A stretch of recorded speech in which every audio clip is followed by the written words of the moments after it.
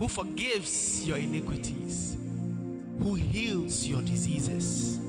Wherever you are, join us as we worship the Lord. Think about his goodness in your life. Think about his beautiful plans. He says, my thoughts for you are thoughts of good. Let's bless his name. Let's bless his name. My soul praise the Lord. My soul praise the Lord. My soul praise the Lord. My soul praise the Lord. Oh, my soul praise the Lord. My soul praise the Lord. My soul praise the Lord. My soul praise the Lord. Come on, sing. Me cry na yeah. Me cry na yeah.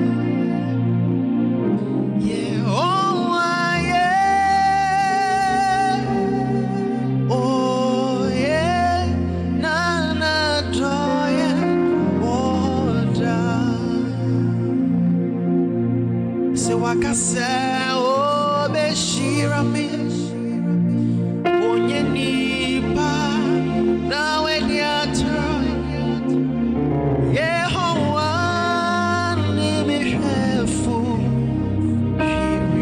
shiria me favorite song wakase o beshira me onye nipa na weni atra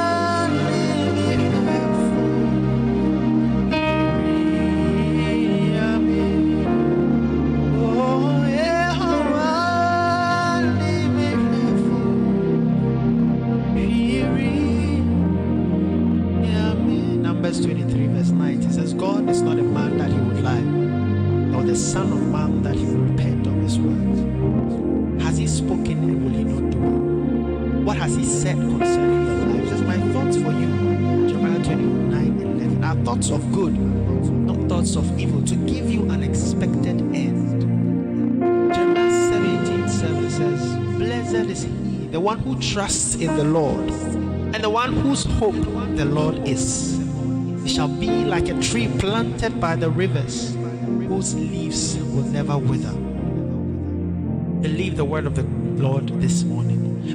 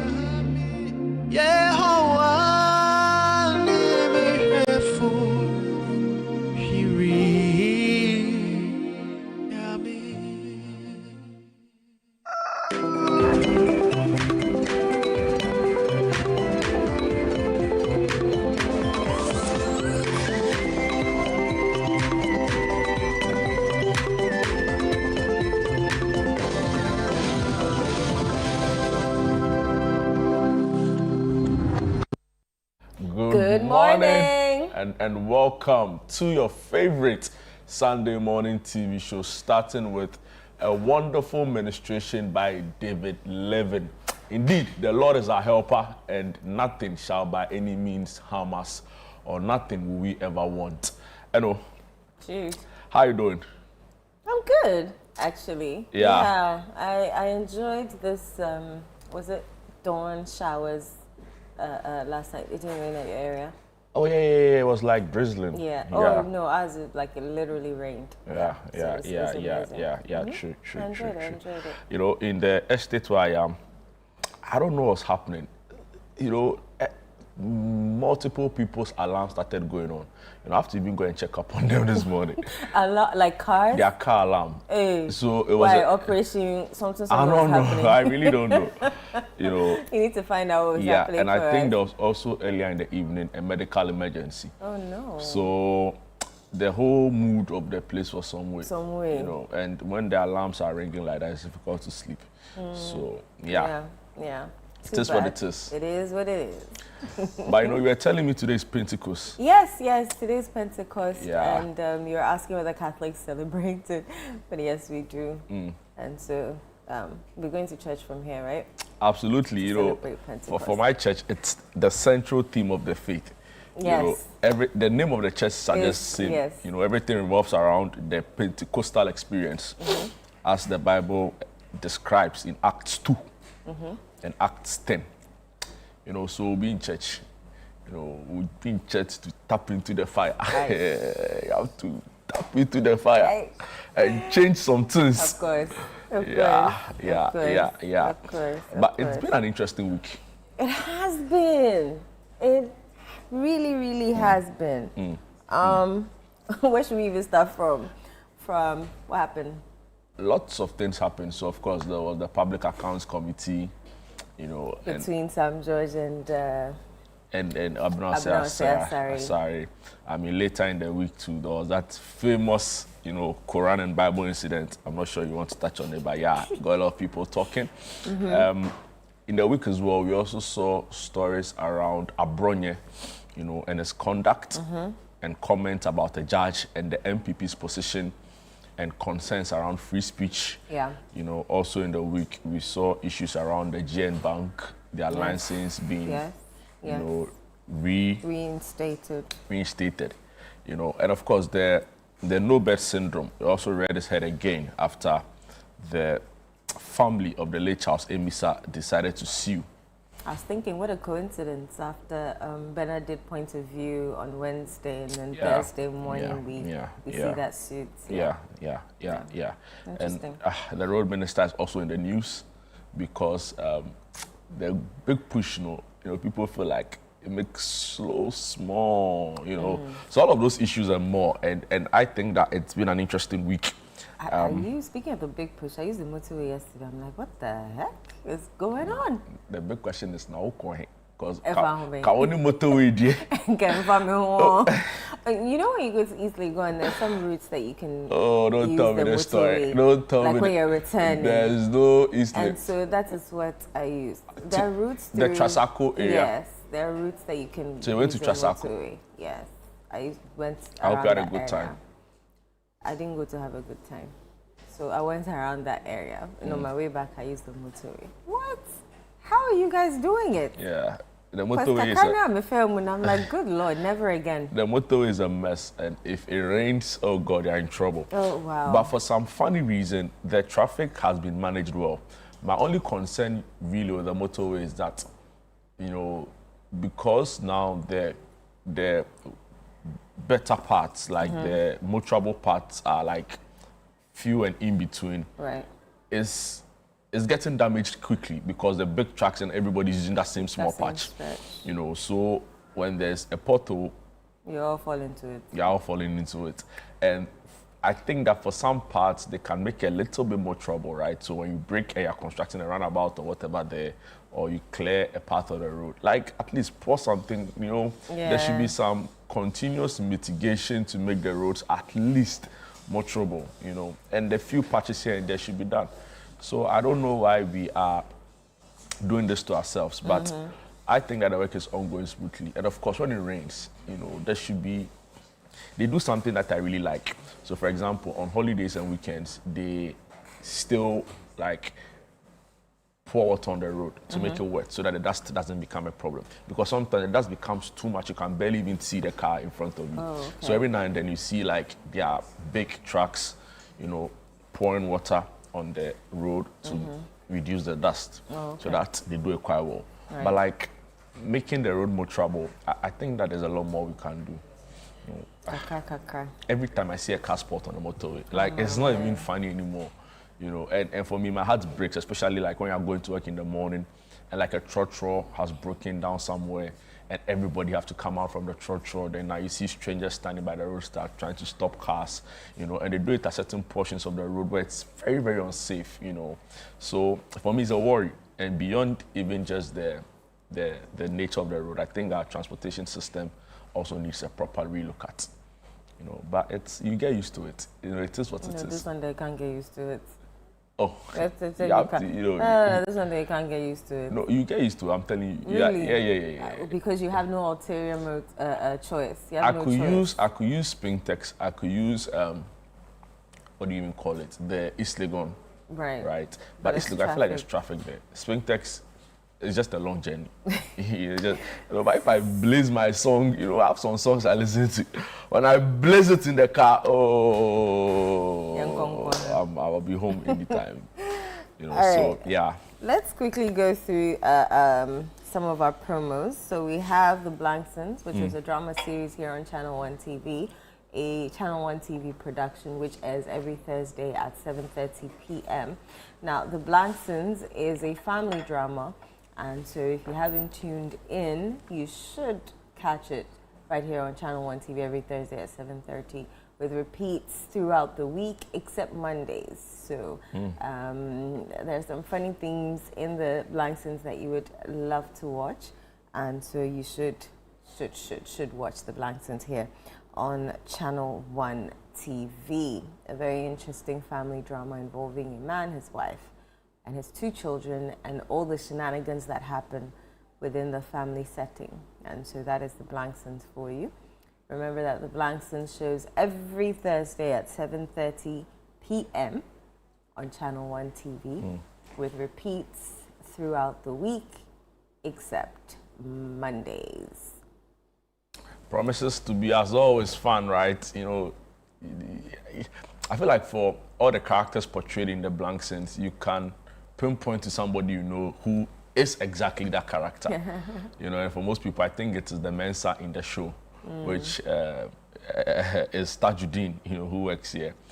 You know, everybody has like that inquisitive friend or like colleague or, you know, something. Yeah. So yeah, The Blanksons, really, really fun. I've heard some really impressive reviews about the drama series, and I'd really want to urge everyone to, you know, jump onto this, right? So the shout outs to the sponsors, you know. Nasco Electronics, Lizzie Shitter Hot Pepper Sauce. Have you had the Lizzie Shitter before? Yes, I have. And you're bad, you're bad.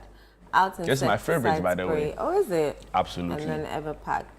Aside your mother's own, or your wife's own, is your favorite. So The Blanksons shows every Thursday at 7:30 p.m. on ChannelOne TV. Fridays 11:30 a.m., Saturdays 7 p.m., Sundays 4:30 p.m., Tuesdays 3 p.m., Wednesdays 5:30 p.m. Do remember that it's a ChannelOne TV production, from scripts to editing to sound to everything. Yeah. Solidly done by ChannelOne. So, okay, we have a City Business Festival. So it's a month-long event where we get to bring in experts to talk about everything business, from fintech to agribusiness to finances to startups to SMEs to literally anything you can think of within the business setting. So it's a month-long festival.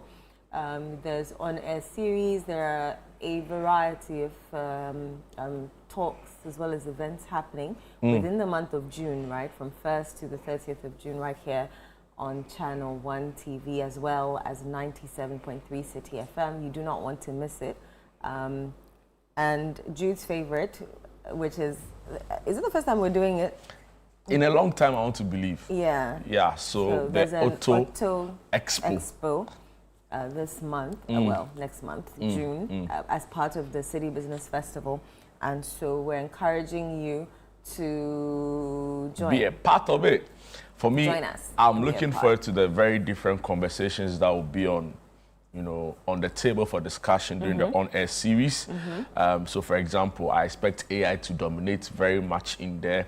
I also want to look at concerns around geopolitical interest and how it affects whatever we do here. Because like the saying always goes, like, decisions that are taken in Moscow, taken in the Kremlin, taken in Washington, taken in Paris, they affect us directly here, right? So, for example, somebody is sitting somewhere, he feels like a country shouldn't own a nuclear plant. So he invades inside that country. And all of a sudden, my fuel cost here in Tesano is just skyrocketing. You know, so they're both full. I almost had a mini heart attack. That's the point. So all of those things matter, right? And how do we as individuals, as businesses, you know, as SMEs, take advantage of all the other opportunities to make up for some of the shortfalls within the system, right? So these conversations are important. The last time I heard a governor speak, he made mention how the war may, you know, affect our inflationary targets, right? So we need to pay critical attention to all of those things. And of course, we will delve deep into some government policies that is directly affecting the business communities as well. So is your one-stop shop really? At the end of it all is that we want businesses to be able to make decisions that will help them thrive. So I'm looking forward to it. I want to even start a business. I'm not even joking. Yeah. I support you. No, they go buy rabbit. Then I go buy duck. Then crab.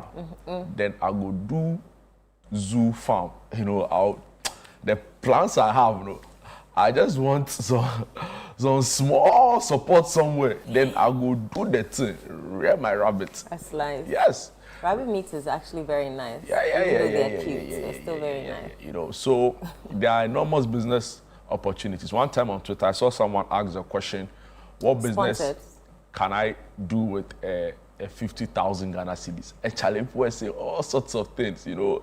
So please, if you have money and want to do something, you listen to the business festival. We'll give you all the thriving investment potential and opportunities for you to tap into it. Definitely. So MTN Ghana, right? They've been a proud sponsor of this event, and we are grateful to them as always. There's also Zonda Tech Ghana Limited coming on board this year. We're truly, truly grateful for their partnership, as well as Petra Trust, you know, fantastic team there.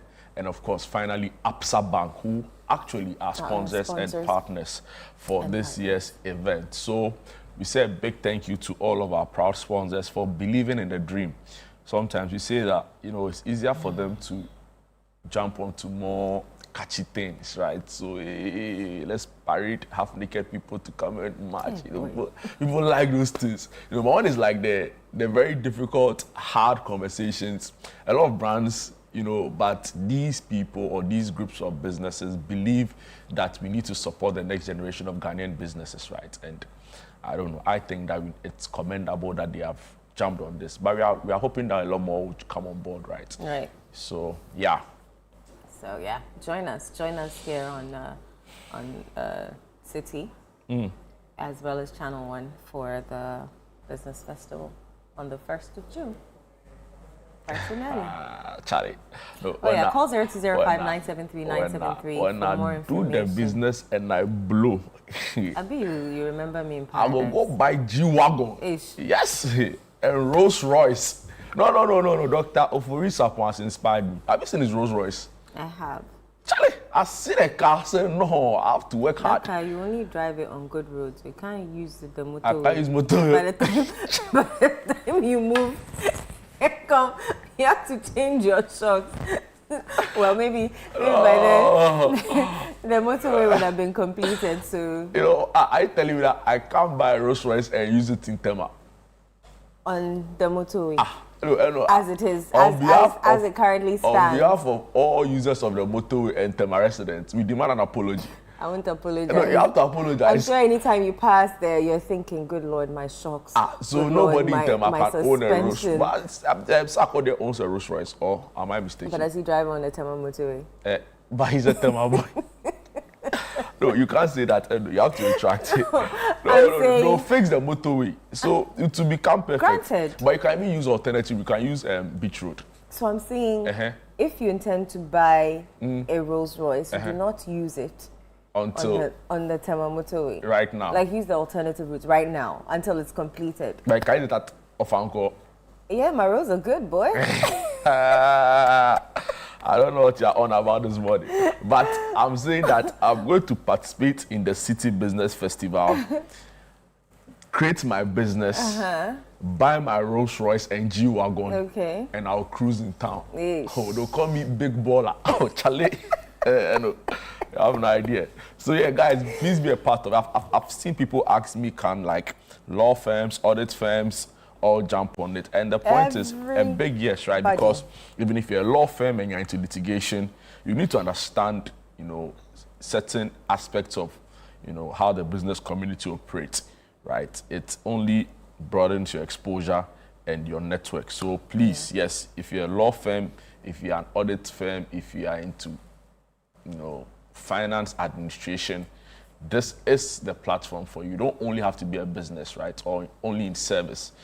Whatever it is that you are doing that contributes to the GDP of this country in your own small way, this is for you. So yeah, that be All right.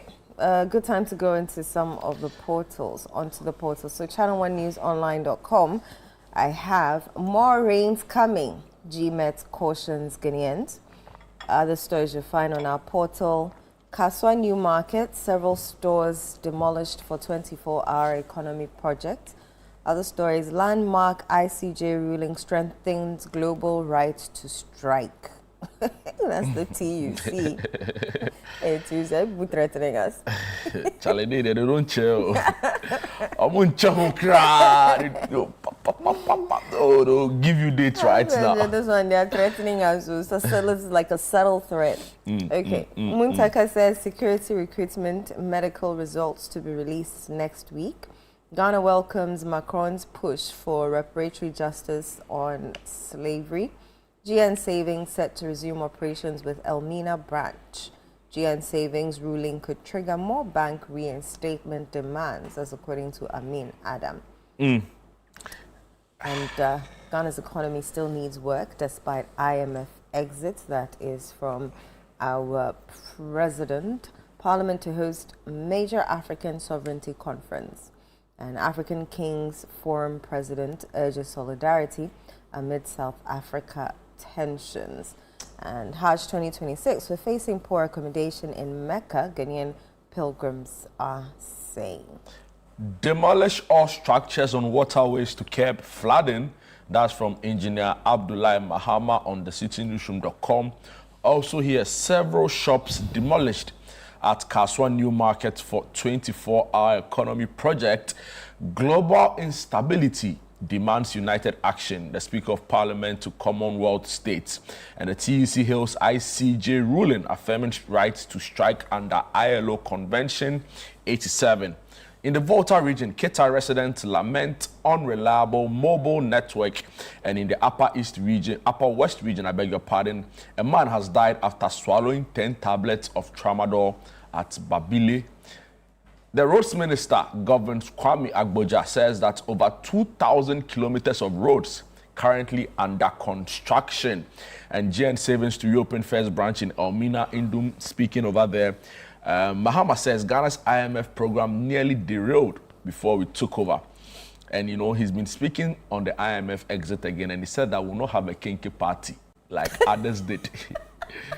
No, Charlie, do you remember that kinky party? I remember that kinky party. How could I forget? I was like, are we serious? No, but what is wrong with celebrating an exit from a multilateral institution? I'm not saying don't celebrate, but Sikana here, Penmo de Ahoye kinky party. Na kinky na here. But you do remember the kinky we saw. The kinky sika build a thermal plant. Kinky now, how much? Oh, Charlie, let's not do this. Oh, Charlie. Mensa. Yes. You. Kinky no here. You. Charlie, fish. How much? 10 cedis. You. You and I saw the magnanimous,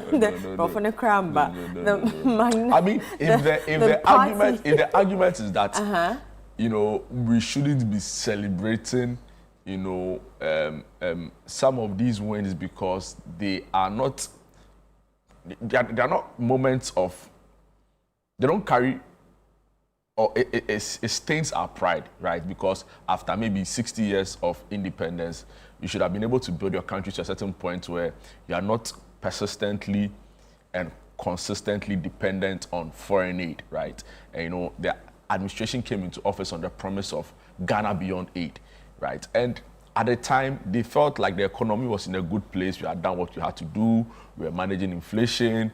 They had put in place policies. Economic growth was headed in the right direction. So, yeah, right. Until the global shocks happening in their words, right? The double, what did they used to call quadruple whammy.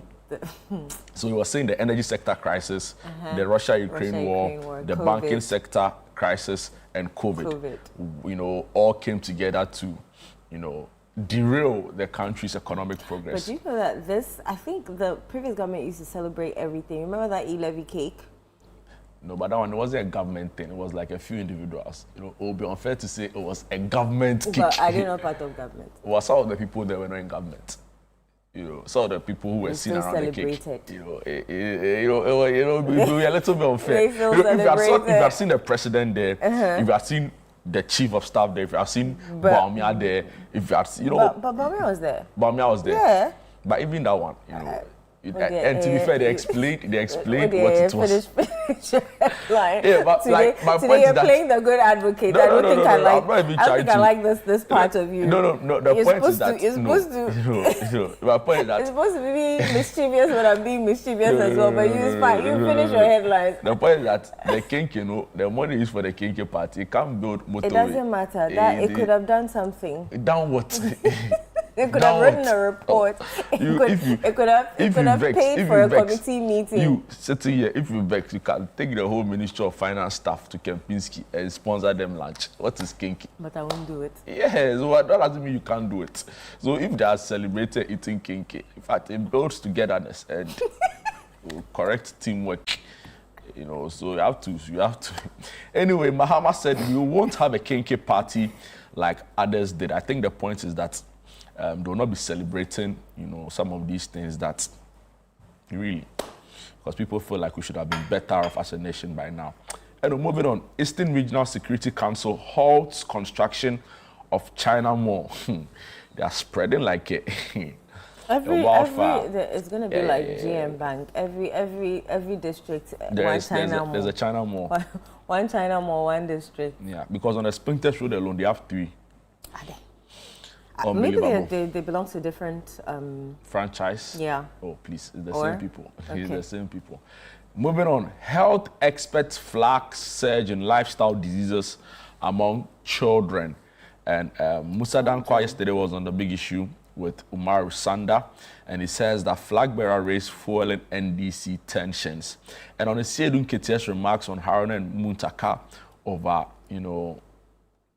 their removal, Manasseh says that the remarks by Seydou Nketiah is not denigrating. And finally, Andrew Apia Dankwa, his lawyer his head of legal for UP Party, he says that Ghanaians want solutions, not thank you tours. Fire the thing.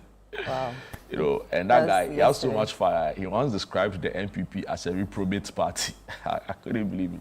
And to think that he's a former member of NPP, who broke away together with his boss Alan to form Movement of Change and then UP. I see. So yesterday he was on fire on the big issue. Oh, you have no idea. Okay, right. I'm on graphiconline.com, and on that portal, Ghana ready to engage with France on reparatory justice, according to the Foreign Ministry. Nigerian investigative journalist David Hundeyi's documentary on Tanzania's 2025 election violence to premiere in Accra on May 26.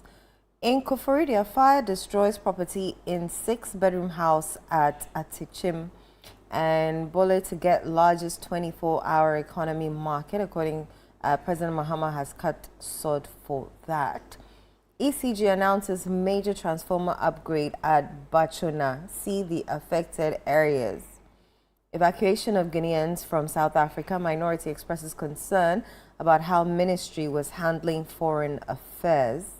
Collaboration key to advancing engineering education. Professor Makbagonluri. Concrete on the coast. What are Ghana's beaches becoming? I wish I had done it sooner. Why breast reductions are more popular now. And Pandai MP urges youth to stay away from politics of insults, misinformation. Medical and Dental Council worried over growing misconduct complaints against health professionals. Delta Airlines ready for Ghanaian football fans.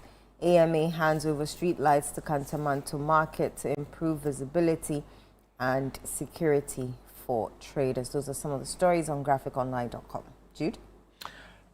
Let me take you 2 stories on the GNA.com, and they are leading with the story on Esedun Ketia's remarks on Haruna and Muntaka. You know, with that thing, a lot of people are not really happy with the other guy. It's like, he said Haruna and the other guy. And So I don't know if yesterday, like a statement flashed on my timeline, and I was looking for it to read. People are angry. They're angry. They can't be calling us a person that a member of parliament. Guy. I think there's a Facebook page called Asawase Constituency NDC. That must be what I saw. And they didn't take lightly at all to the comments of the. I don't think there was any malice in what Esedun Ketia said, but I don't know. Sometimes it's the tonation. I keep saying that you may not intend malice, but the tonation with which you say something. Yes. So it's not even what you say, it's how you say it. It's how you say it. Exactly. Interesting. President Mahama commissions Mahama ICT Center in Damongo in the Savannah region, his home region. Moving on, President Mahama engages pupils of Sola, DA, Primary, and JHS. It's on a reset store. In the Savannah region. And Mahama cuts short for construction of Bole College of Education. Moving on, torrential rain submerges 50 houses in Cape Coast. The first time I'm hearing Cape Coast flood in a long time. Medical and Dental Council worried over growing misconduct complaints. Comes with a story, or a photograph rather, of Professor Ajeman Bedu Akosa, who is the chair of the Medical and Dental Council. Traders at Kotokraba jubilate over restoration of GN Bank's license. Otakrom Technical Institute to get ultra-modern skills training center. Story on the Ghana News Agency. Moving on, Ejumako Emia residents stranded as bridge works cut off community. And the Bank of Ghana pushes for integrated African payment systems. Still with the central region, they've recorded 1,172 hydrometeorological disasters in 4 days. Wow. Don't laugh. Wow. Ghana assures no citizen will be left behind in South Africa evacuation. Are the stories around only one person coming back home true? No. So they debunked it, right? They debunked it. They haven't even started the evacuation. They're still, finishing. It's important that we demystify such rumor, because when I saw that viral fake news story, I was worried. It would have been weird though. But do you think that people will come back? But they signed up. Nobody forced them. Yes, they said if you want to come back, there's a list, fill it, submit it, and people have filled and submitted. So we assume they want to come back. Maybe until tensions calm down, because, well. But I see this word, no balance. So I don't know that it is grace or favor or luck or just providence, right? In terms of? Because we are all in South Africa. We are all facing the same abuse, Then someone is picked up, and for some reason he becomes the face of it. He comes back. They've given him 200,000 Ghana cedis. They've given him cement. They've given him business, car, and things. Charlie. Meanwhile, there might be somebody who's even suffered worse in terms of the persecution. Yeah. But nobody knows of him. Because it hasn't gone viral. Sometimes no balance, but Charlie, if you do what you have to do. When it's your time. We wish them well. Specifically the young man, Ibrahim Mahama, sought out to help in the aftermath of that rather disturbing incident he faced in South Africa. Do you have foreign news? I want to take you to the foreign headlines. Yesterday on CNN, there was a story around a young man who was killed by the U.S. Secret Service, which protects the president, after he opened gunfire at the White House. And it makes for very disturbing reading because in less than a month, this is the second time we are hearing of a violent attack, aimed at officials of the White House. So that story was big yesterday. But the CNN is also reporting that Trump says peace agreement largely negotiated with Iran. Moving on to some other story, massive Russian missile barrage hits Kiev after Putin orders retaliation for deadly Ukrainian attack. So the Ukraine war with Russia still ongoing. Like I said earlier, Secret Service fatally shoots man in gunfire exchange near the White House. Some other story, freed Gaza flotilla activists accuse Israeli forces of sexual violence abuse while in custody. And there's an interesting piece on the Ebola outbreak and inside the epicenter of Ebola outbreak in DRC as the virus spread. Now, I've been told the cases in Uganda, neighboring the DR Congo, have arisen, right? Right. And there are more cases now, and there are fears that it might grow. And there's also a developing story around Ebola and the World Cup, because now the US and government is insisting that officials and players coming in from DR Congo would have to isolate for 21 days. Boy.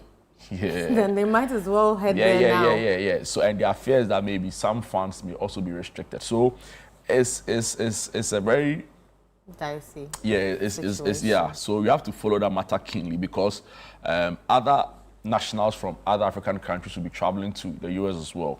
And you know how they are strict on their protocols around viral disease control and all of that. So there are fears that it might lead to like some visa restrictions and all of that, and also the fun experience, right? Yeah. So we need to follow that story very keenly, right? And report on it. So far from here, we are safe. We've not had any cases. No, we've not had any cases. We pray that we'll not have any cases as well. Control. Let's hope that it stays that way because... They've tightened which border control? Oh, they said they've why are you looking at me like that? I'm only telling you what was in the statement. No, but which border? I want to know, is it the Elubu or the Aflao? They said border. Or Akanu that they are passing things there like... And they said border control. They have tightened our health protocols at the various borders.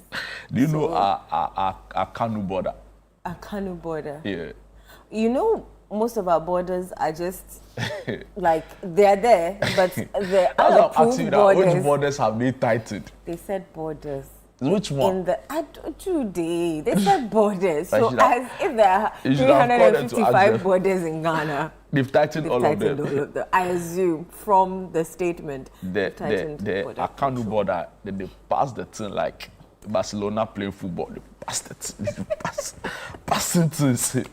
You know, we need to just set up in this country. That's what it is, really. Yeah. Anyway. It could be.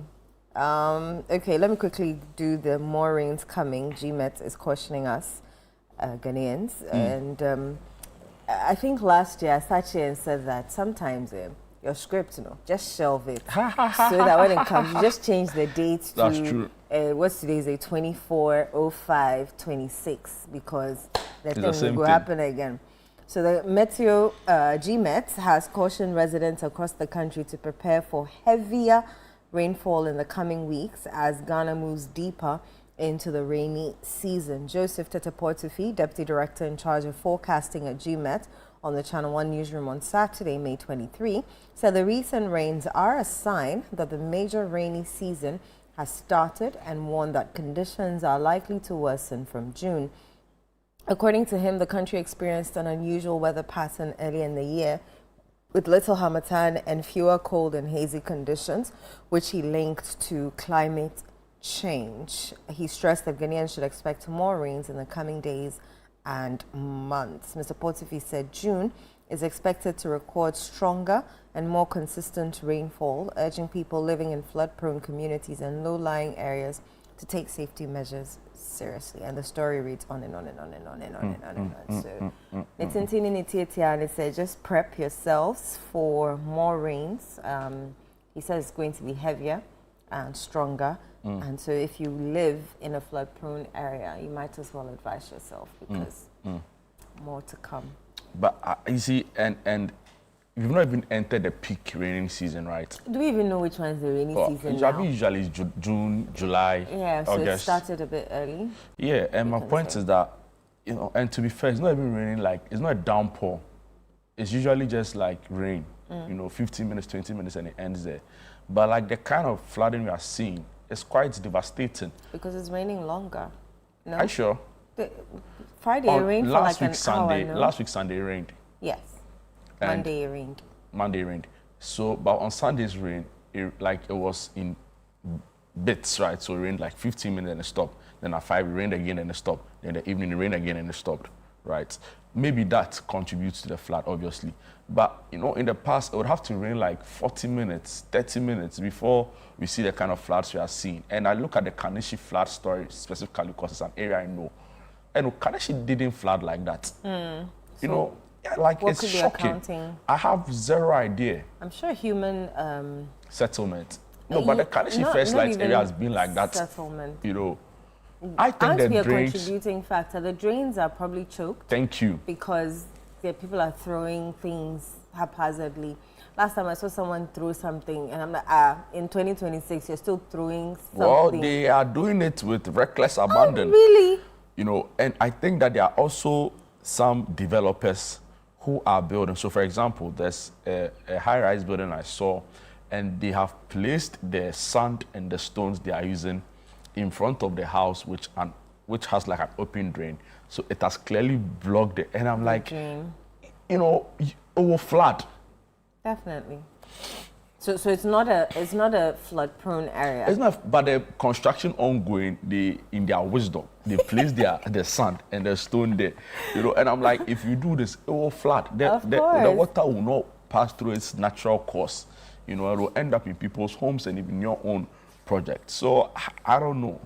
I don't know how we can deal with this, but there was a government committee set up to look into flood issues. We've not heard from them. We've not heard from them in a long time, right?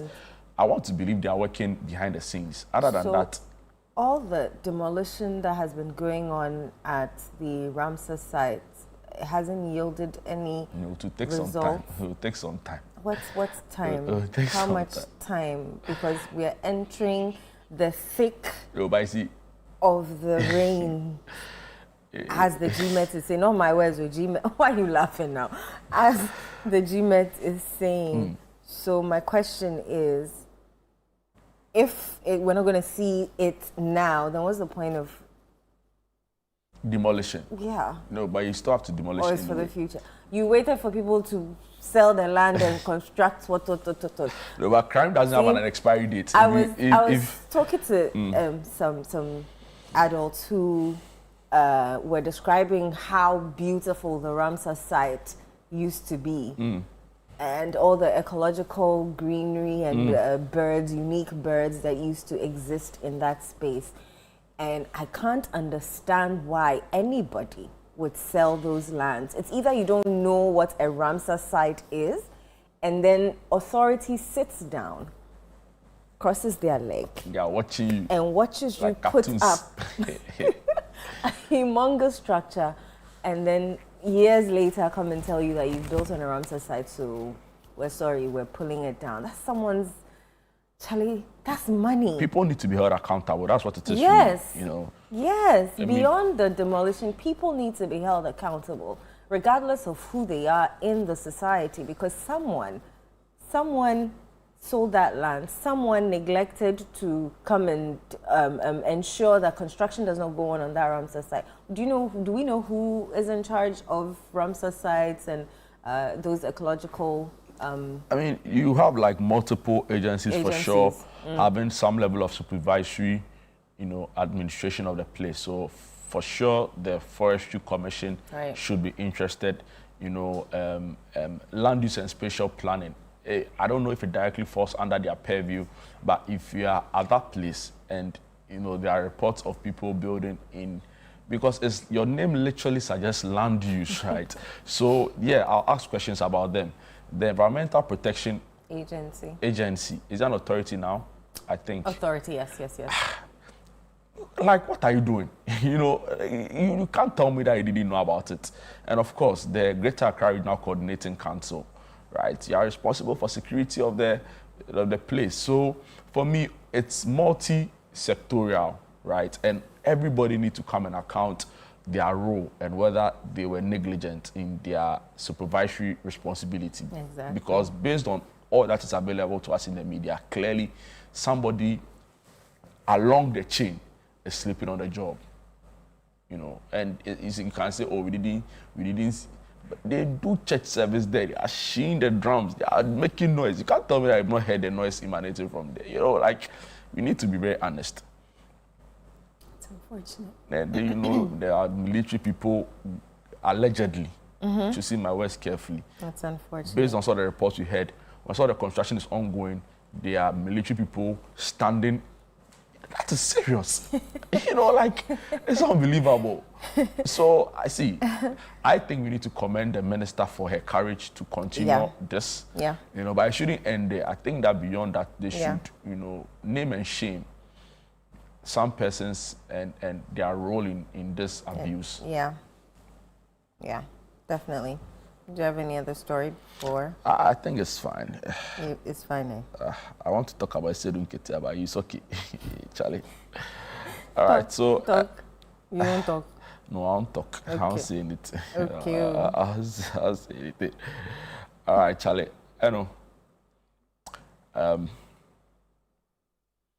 We'll take a break now. All right. There are some chieftaincy issues happening.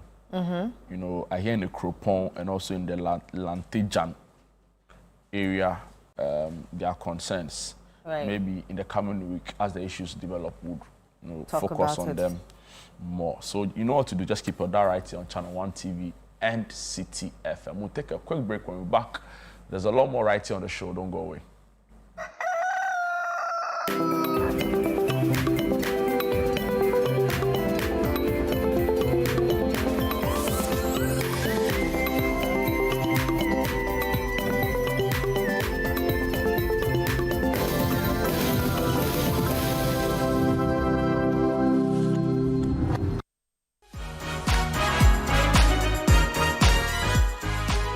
This week on The Upside Down Show with Frema Edunyame, we are honored to host Reverend Father Andrew Campbell as he reflects on his remarkable 55-year journey in Ghana, a life of service, sacrifice, and unwavering compassion. When you decided to come to Africa, was Ghana your first destination? Yes, it was my first choice. Okay. I'm sure listening to conversations, stories about Africa, you really wanted to come. But when you got here, was that what you were expecting?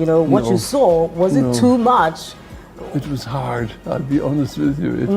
It wasn't easy. I needed £10 just to buy the black cassocks, 3 black cassocks. I didn't have it. I went to see President Mahama in his office, and we were talking, and I said, Your Excellency, I need money for the particular project up in Nkanchina. Can you help me? And he looked at me. He said, Father Campbell, you're a real beggar priest. I got it. I got the money. He gave me money. He was very, very generous. Is he your friend? He's my friend, yes. Okay. He promised me that he would give me the money. And he did? He did. You seem to love football very much. I do. I love football. You still support football? Oh, Manchester United. Are you serious? What, Manchester United, Father? Yes, Manchester. Best They're team, always the best losing. Team. Make a date this Sunday at 7 p.m. only on ChannelOne TV. You shouldn't miss it. June is for business here at City FM and ChannelOne TV. This June, the ideas get bolder and the future of Ghanaian business takes center stage. Welcome to the City Business Festival 2026. For the entire month of June, 97.3 City FM and ChannelOne TV bring together the thinkers, Builders, innovators, and dreamers shaping the future of enterprise in Ghana. From powerful business fora that spark meaningful conversations to insightful on-air discussions with industry leaders and change makers, to stories of resilience, innovation, and ambition from Ghanaian entrepreneurs. This is more than a festival. It is a movement of ideas, strategy, and impact. Whether you're starting small, scaling big, or simply dreaming of your next breakthrough, the City Business Festival is your platform to learn, connect, and grow. Join the On Air series every weekday at 9 a.m. on the City Breakfast Show on 97.3 City FM and at 11 a.m. with a repeat at 6 p.m. on ChannelOne TV. This June, let's challenge businesses. Let's refine ideas. Let's create impact. Call 0205-973-973 for further details. City Business Festival 2026, driving ideas into impact. The City Business Festival 2026 is powered by 97.3 City FM and ChannelOne TV in partnership with Absa Bank, and it's proudly sponsored by Absa Bank, MTN, Zondatech Ghana Limited, and Petra Trust.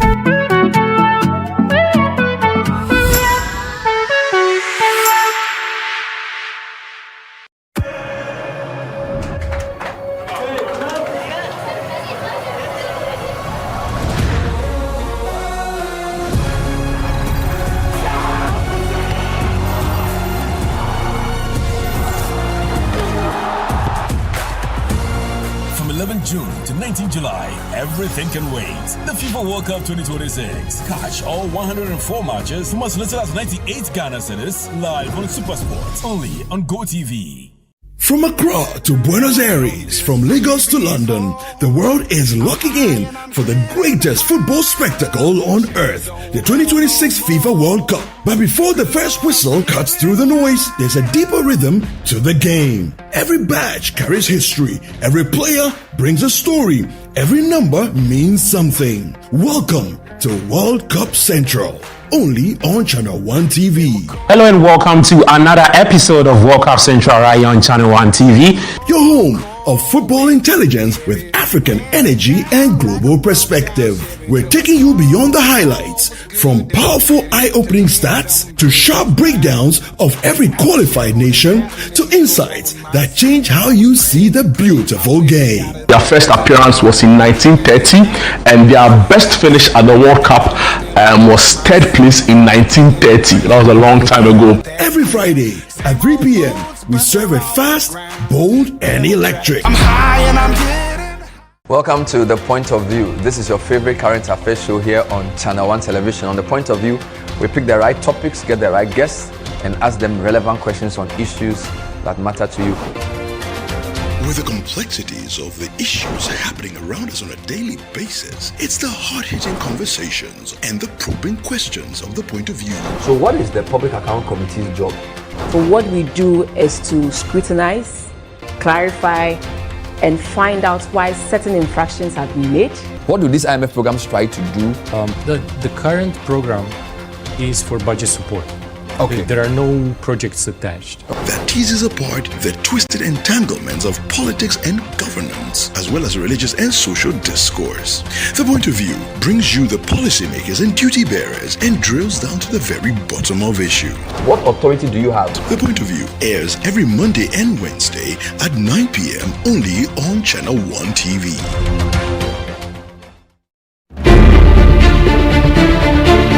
Every day across Ghana, stories unfold. Stories of hope, struggle, courage, and progress. At ChannelOne TV, we tell your story with truth and heart, giving voice to the people, holding power to account, and empowering change that moves our nation forward. ChannelOne TV, telling your story, empowering change.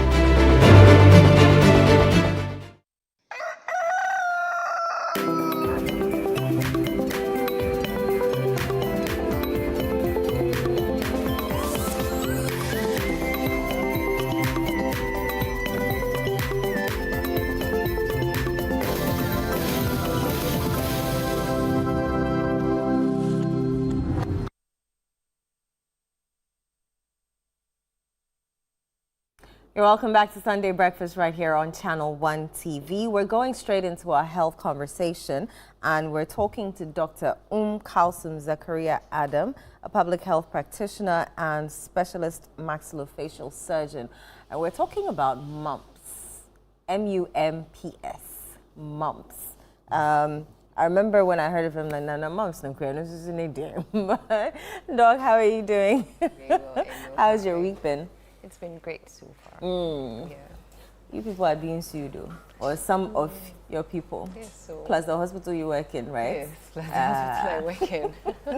How are you taking it? Mixed feelings, but I'm sure the people who are involved are aggrieved, and I think their actions show from the fact that they've, with this whole lawsuit going on. But another thing we need to also pay attention is we need to look at the systems, which includes the hospitals, and how we have to make sure that we are well equipped to be able to handle emergencies. Not to take the blame off, healthcare professionals. We also have a very huge role to play, because actually we are actually part of the system. The system has to do with the hard aspects and then also the soft aspects. And human resource definitely plays a very key and vital role. And you have to do your best as much as possible. Once you have done your best and things still do not work out, then you know that you have a very clear conscience working out there, knowing that you have done all you can do in your capacity to save a life. Do you know any of the persons involved? You can choose not to. You can choose not to answer. But yeah, fair enough. Let it pass. All right. I listened to the Ghana Medical Association, right? Dr. Salome, a friend. I listened to Professor York, and they make interesting points. They feel like, we are now going to get them properly tried at the Dental Medical Council. So what if it turns out that they did what they could, or they are not at fault, right? Then what happens to their careers, right? Because if you go out to mention their names like that, so, but we'll see. It's a developing story. I interviewed the lawyer for the family, and he, I think, specializes in medical negligence, right? So he had like lots of examples, so we'll see how it goes. It's but going to be interesting. Definitely. It's going to be a very interesting case. Yeah. All right. Our topic is mumps. What is or are mumps? All right. So mumps, it's a contagious viral infection. Okay. That is caused by the virus called mumps. So this virus is a single-stranded RNA virus that is highly contagious. And we don't hear a lot about it lately because of the vaccines that are available, that it's usually given to us, and it's incorporated in immunization programs for most countries. So it's nearly eradicated, but every now and then you tend to have some outbreaks of this mumps infection. So how do we usually get it? You get it through respiratory droplets. So if somebody is infected with the mumps, what happens is that they tend to have cough, they tend to sneeze a lot, and when you come into contact with these droplets, it's likely you may end up having the mumps as well. And typically, people who have been infected with the mumps would have certain constitutive symptoms like fever, headaches. It's not specific, but it's typical of any other viral infection. So a fever, starts with headache, yes, fever, headaches, muscle aches. Generally, you feel unwell, and then shortly after that, in about 75% of cases, tend to have a swelling of the salivary gland. So usually it's just below the ear and then below the jaw. So that's where you have a unilateral swelling. In certain occasions, not almost all the time, but very rare situations, you can have bilateral swellings there as well. So what happens is that once you get the virus into the respiratory system, it gets into the nasopharynx, it goes through, I mean, you are breathing, you breathe the droplets then go and then attach itself to the mucosa within the nasal cavity or the respiratory system, then it starts to replicate. So it replicates, and then through its replication, it becomes more, and then it goes through, it spreads through the blood vessel to get to other distant areas. So the distant areas, usually it has a very high affinity to glandular tissues. So glandular tissues, an example is the parotid gland, which I mentioned that typically you see people with a jaw swelling that has gone just below the jaw where you have your parotid gland. And then it can also go to other organs in distant areas and give you signs and symptoms related to those organs that it has affected. But mostly it affects children. So you have children, and then also the groups that are at risk are, most people tend to take the vaccines, but in people who may have not completed the vaccination, so partially vaccinated individuals, in people who have vaccine hesitancy.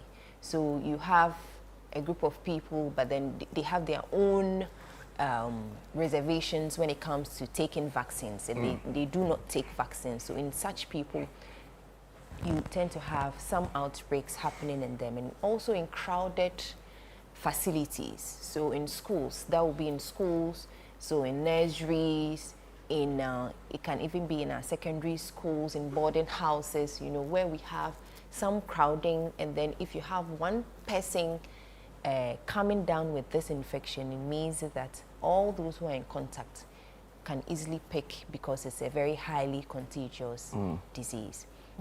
And where does it spread to? As I mentioned, to the salivary gland, can also spread to other parts. We have some pictures that we can show. So it can spread to other parts of the body. So if it goes all the way and then it spreads to the meninges, so that's where we say the covering of the brain. So if it gets to the covering of the brain, you may end up with meningitis, which is a very huge complication of mumps infection. If it goes all the way to the ovaries, and then it also affects and causes inflammation of the ovaries, pain, abdominal pain, lower abdominal pain associated with it, then we call it the oophorytis as well. So it can lead to something we call oophorytis, which is inflammation, basically inflammation of the ovaries when it comes to females. For the males, it can affect the testes. So if it goes and then causes some inflammation of the testes as well, then you have what we call orchitis, and that is very, very painful for some of these males. Then it can also affect the brain tissue itself, or the brain parenchyma, yes, and that will lead to the encephalitis, and in such patients you may end up may come down with confusion, seizures, you know, and all the signs and symptoms associated with having some inflammation related to the brain parenchyma. So these are some of the signs and symptoms that may be associated with mumps and its infection. And as I mentioned earlier, I made mention of the fact that in 75% of cases you'd see the typical jaw swelling, but in about 15% of cases, mostly those patients may not even show any signs and symptoms at all. Really? So how are you able to tell that? Are you guys magicians? So if they are not able to, I mean, if there are no signs and symptoms, it means that someone else whose immunity can easily pick up and then show that reaction would show it. So I may pick up from that particular person and I would end up with signs and symptoms, but the others may not. For such patients, typically you would want to go through their serology, take some blood samples, and then you do your investigations. So based on that, you'll be able to tell that, okay, there are certain antibodies, and these antibodies are against this virus, and likely they had this infection. So some antibodies, like your IgM and then your IgGs, it helps you to tell if there's a fresh infection or there has been an infection that, I mean, it's been delayed or it's gone out of the system, and these are some of the antibodies to be able to tell you as well. So these are some of the ways. What's so the that's prevalence? 15%. So the prevalence, you would say that in the past, before the advent of these vaccines, you see that about 9 out of every 1,000 may end up having mumps. 9 out of every 1,000? Every 1,000, yes. But with the advent of some of these vaccines that we have now, it's reduced markedly. But because of, as I mentioned, there are different groups. Some people don't take the vaccines at all. Some people may have started but then have not completed. So in such cases, we still do have mumps happening if you do come into contact with it. And I know, like we discussed the last time on the show, goiter is the neck. Yes. No, goiter has to do with the anterior neck or the front of the neck, where you have what we call the thyroid cartilage. Sorry, the thyroid gland itself, which is sitting on top of the thyroid cartilage. So that's goiter if it becomes, I mean, hyperplastic and then it enlarges. But keloid is what we spoke about last week. So keloids are when you have a scar that has now overgrown its boundaries. And typically it also happens within the head and neck region, and then the back, the shoulders, and then the chest and all. But with this, it starts from the jaw. No, so this is a salivary gland. So a salivary gland, the jaw is the bone. But is related to so you have a salivary gland. Now this salivary gland is typically situated just below the ear. Okay. And behind the jawbone. And you have other of these salivary glands also below the jawbone. So the submandibular gland is just below the jawbone. And then the parotid gland, part of it overlaps the corner or the angle of the jawbone, and it's just below the ear, the lobule of the ear. So that's why if it is inflamed, you would see it as though it's a jaw swelling. But typically it is affecting the salivary gland, which is over. Is it painful? Yes, very painful. It is painful. So you would have pain, intense pain, headaches, fever, and then generally you feel unwell, so general malaise. And then, as I mentioned, if it goes to other parts of the body that I have mentioned, like the encephalitis, if it's affecting the brain, meningitis, the covering of the brain, then it comes to the testes, you have some orchitis, which is also very painful. And then it can even affect the pancreas, so any glandular tissue. So the pancreas itself, you'd have very severe pain associated with it. So depending on where it actually goes to. So we have a picture there, but I think if the first picture could be shown, then we can, yes, the first picture. All right. So this one we can see. So this in a child. In a child who has come down with mumps. Is it more prevalent in children? Yes, it's more prevalent in children. So that's why the vaccine, so we'll talk about how the vaccine is giving and all of that. So in terms of this picture, you can see that there's a child, it's a picture of a child with a unilateral jaw swelling.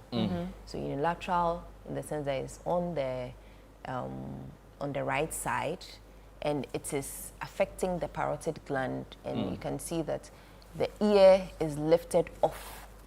So it's once the parotid gland is inflamed, it lifts off because of, by virtue of its anatomy and its position in the body, it lifts off the ear lobule. So you can see that. And so this is in a child. Okay. The picture just right by it is showing inflamed testes. Oh, so, damn. Yes, so this That's inflamed what it is. testes. I was wondering what it was. Me too. Yes, so that's an inflamed testis, both the left and on the right. Has it become sore or it is just swollen? It's just swelling. So inflammation, it's very swollen and it's painful, very painful in such a situation. So this child had not only the jaw swelling, but also the inflamed testes that we can see just by it. So this is where it goes. It has the affinity. Once it gets into your respiratory system, it multiplies and then it goes into the blood and it starts to get to the glandular tissues, or it has more affinity to the organs. And this for young boys and men. Yes. For women, does it also affect their reproductive system? So that's what I mentioned, that it affects the ovaries. But not like the outward. Oh, dog. But the ovaries are inside. Why are you doing this? Laughing at my question. What do you want to see? No, because it's affecting the test. Yes. Yes, but then it affects the ovaries for the female. For the females. So the ovaries, and that's why you have the inflammation, and that's what I said. It's called the ovaries.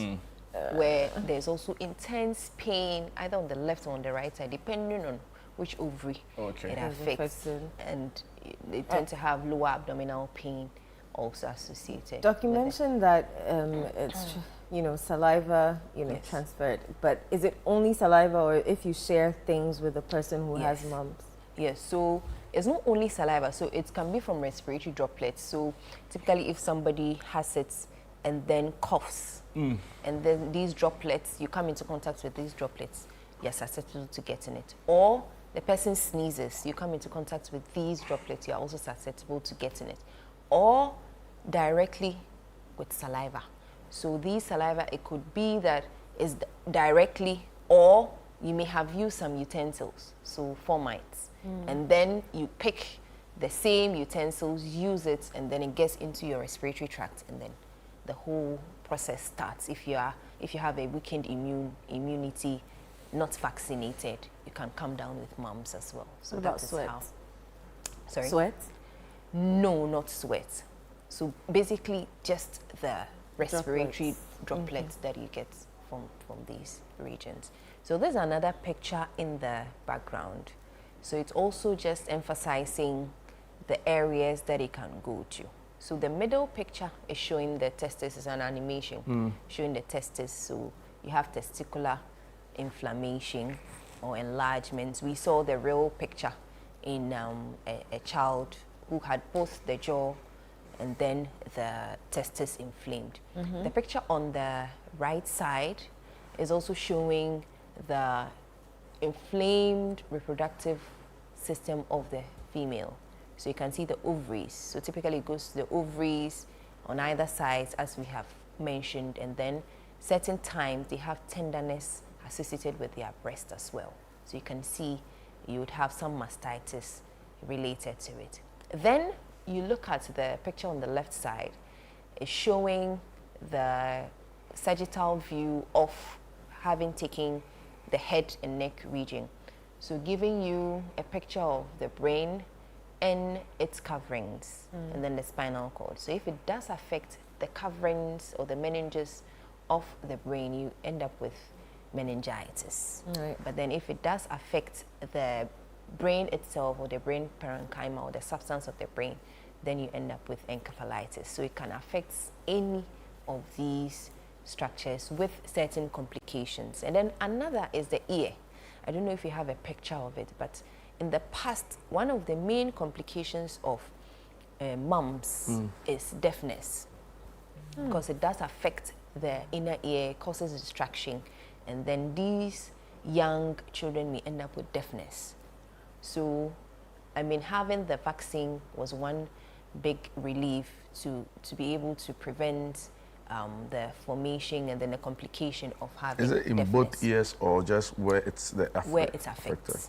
So where it's affected, if it's affected one ear, you'd end up having deafness in that ear as a complication. If it affects both, the same thing, depending. It looks like a disease with lots of complications, right? Yes, yes, wow. definitely. Wow. And there's another. So just to show, this picture is just to show that it doesn't only affect the children, but it also affects young adults and then adults in general.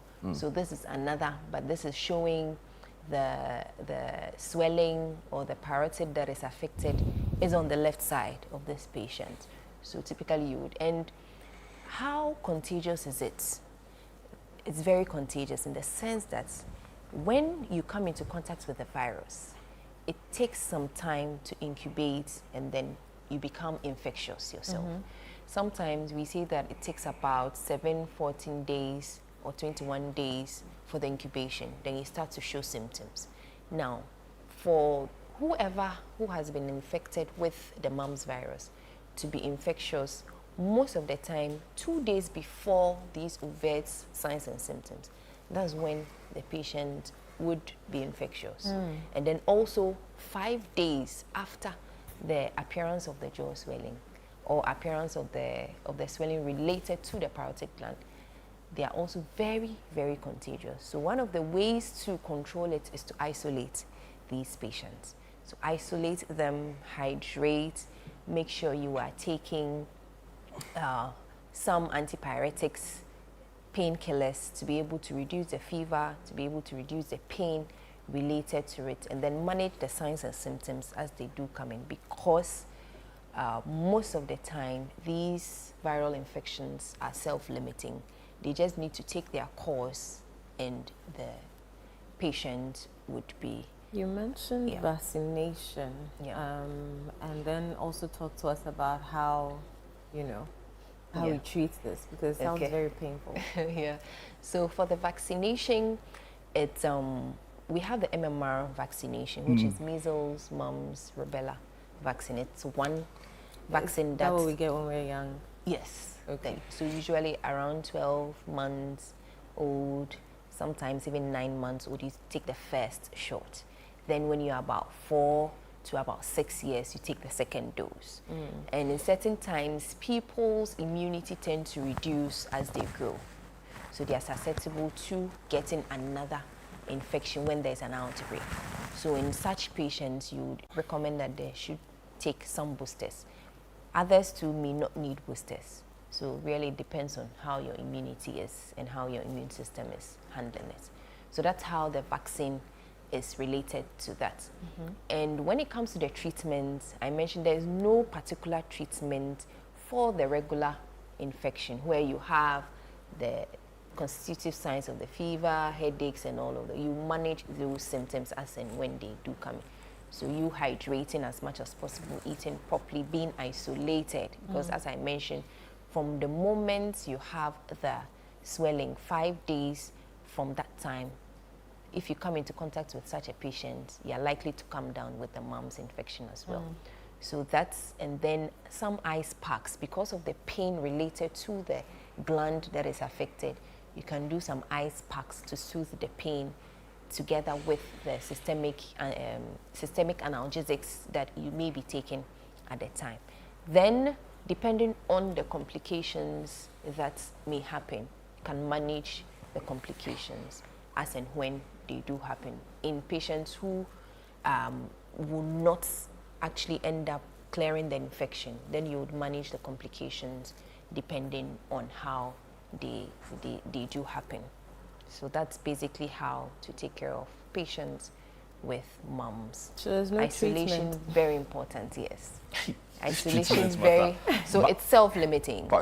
And we've not developed any vaccines that can? We have. So that's the vaccine that I mentioned, the MMR. What's the success rate of the vaccine? Oh, very, very high success rate, because it's almost eradicated in certain parts of the world. But because of, as I mentioned, if not everybody takes the vaccine, then it means that there are a few people who are still there who will be susceptible. And once they are susceptible, it means that there can be an outbreak in those little groups of people. But yes, very high success rate. And now we don't hear of deafness related to mumps. The infection of mumps. And here in Ghana as well. Deafness, sorry, Jude. No, is it deafness until the mumps cures, or does it last like? Oh, deafness. So like yes, you lose your hearing because it affects the inner ear. Yes, so deafness. Wow. It's not just in the time that you have. No. The period that you have the infection. No. So that's like a complication of it that you may end up with. Sounds serious. Yeah. But we are grateful that at least there's a vaccine that is remedying the situation for us. Yeah. Wow. Very important. So the vaccine actually does a lot, and that's why now you don't hear a lot about mumps, but it still does exist, and people. What's the local name for it again? No, I remember. Actually. Someone mentioned it. But back in the day, like. Even recently, someone had it in the newsroom and they mentioned the local name. There's a Because local they name said for Mumps. it. I'm like, huh? There's Mumps. I'm like, huh? There's a local name for it. I forgot it. You know, but if you sit in church or you hear it a lot. You hear it a lot, Because okay. they saw like. That one drag that can kill everything. Yeah, people don't do church, so that's why you don't know. But it's fine. Yeah. Wow. So, what will you say the biggest take home from today's conversation is, right? Yes. Is it stopping the spread or vaccination or just... Yes, so prevention is very key, and prevention has to start with you getting vaccinated.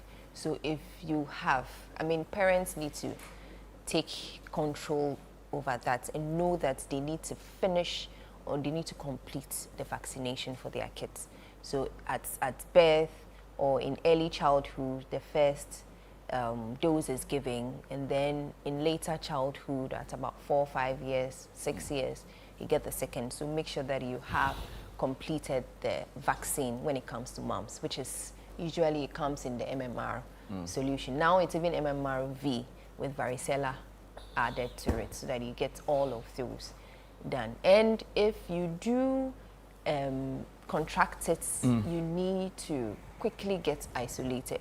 So don't be within people, you need to be isolated, especially within the first 5 days where you are very contagious and you can spread to other people. Right. You need to get that done, and make sure that you're hydrating, make sure you are taking your medications to help manage the signs and symptoms during that period of isolation. And if we're in crowded areas, we need to make sure that we have good hand hygiene, and then also social distancing. And if you do have a cold that is persistent for a while, please quickly visit the hospital so that it's diagnosed rightly. And if any of these is detected, you are given the needed attention so that you don't end up being being contagious and then spreading to other people as much as possible. So basically these. Doc, thank you so much. We've learned a lot. Now we know what mumps are. And we know that you need to complete the vaccination. That's the only way actually to prevent it, because it has no treatment. And so from Doc's mouth to your ears. All right, let's head to the Bono region, to be specific, the Pru East district, where the CHIPS compound is in a deplorable state. Community-based health planning and services CHIPS compounds remain a vital part of Ghana's healthcare delivery system, serving as a first point of call for primary healthcare in many rural and hard-to-reach communities. However, the situation is worrying in the Pru East district of the Bono East region, where several CHIPS compounds in communities such as Accra Town, Avakope, Nchamba, Yawezu, among others, are in a deteriorating state, with cracked walls, leaking roofs, and invasion by vampire bats. This is a situation at the Chocolombo CHIPS compound, a facility that provides healthcare services to many residents in the district. Despite its importance, the facility continues to battle bat infections, leaking roofs, and cracked structures, raising concerns about the safety of both health workers and patients. I've been in this facility for 6 years now. So concerning the infrastructure, we have some leakages within the buildings, and there are some cracks within the buildings. There are some fears because if you go outside the building, you see a crack all over, and the pillars that hold the building, they are just fading away.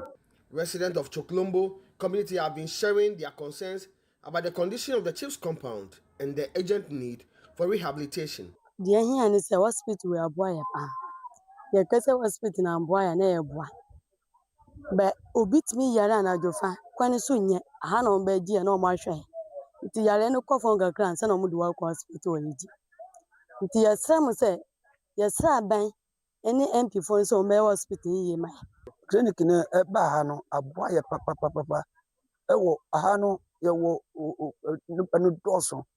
Clinic no esase esai aha nso ye kuafo tinka ye mboa senka mboa ye ba yes mintin to boa na nka ye dia ye ya hwane so antimi. The Pro East District Director of the Ghana Health Service, Ramzi Ahmed, has been speaking on the situation. He's appealing to authorities to renovate the dilapidated CHIPS compounds to improve healthcare delivery in the district. The buildings are deteriorating. The vampire bats have overtaken the building, and it's so difficult for people to work there.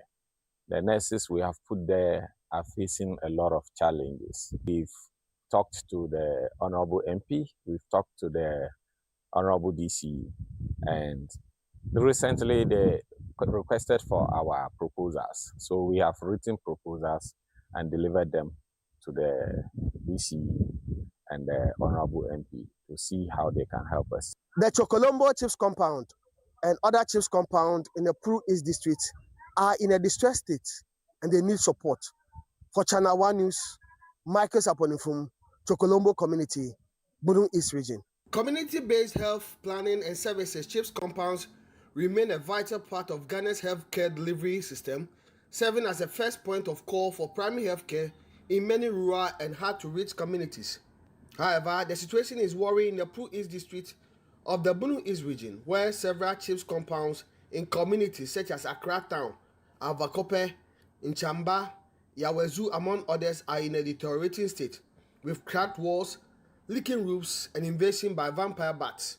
This is a situation at the Chocolombo Chips compound, a facility that provides healthcare services to many residents in the district.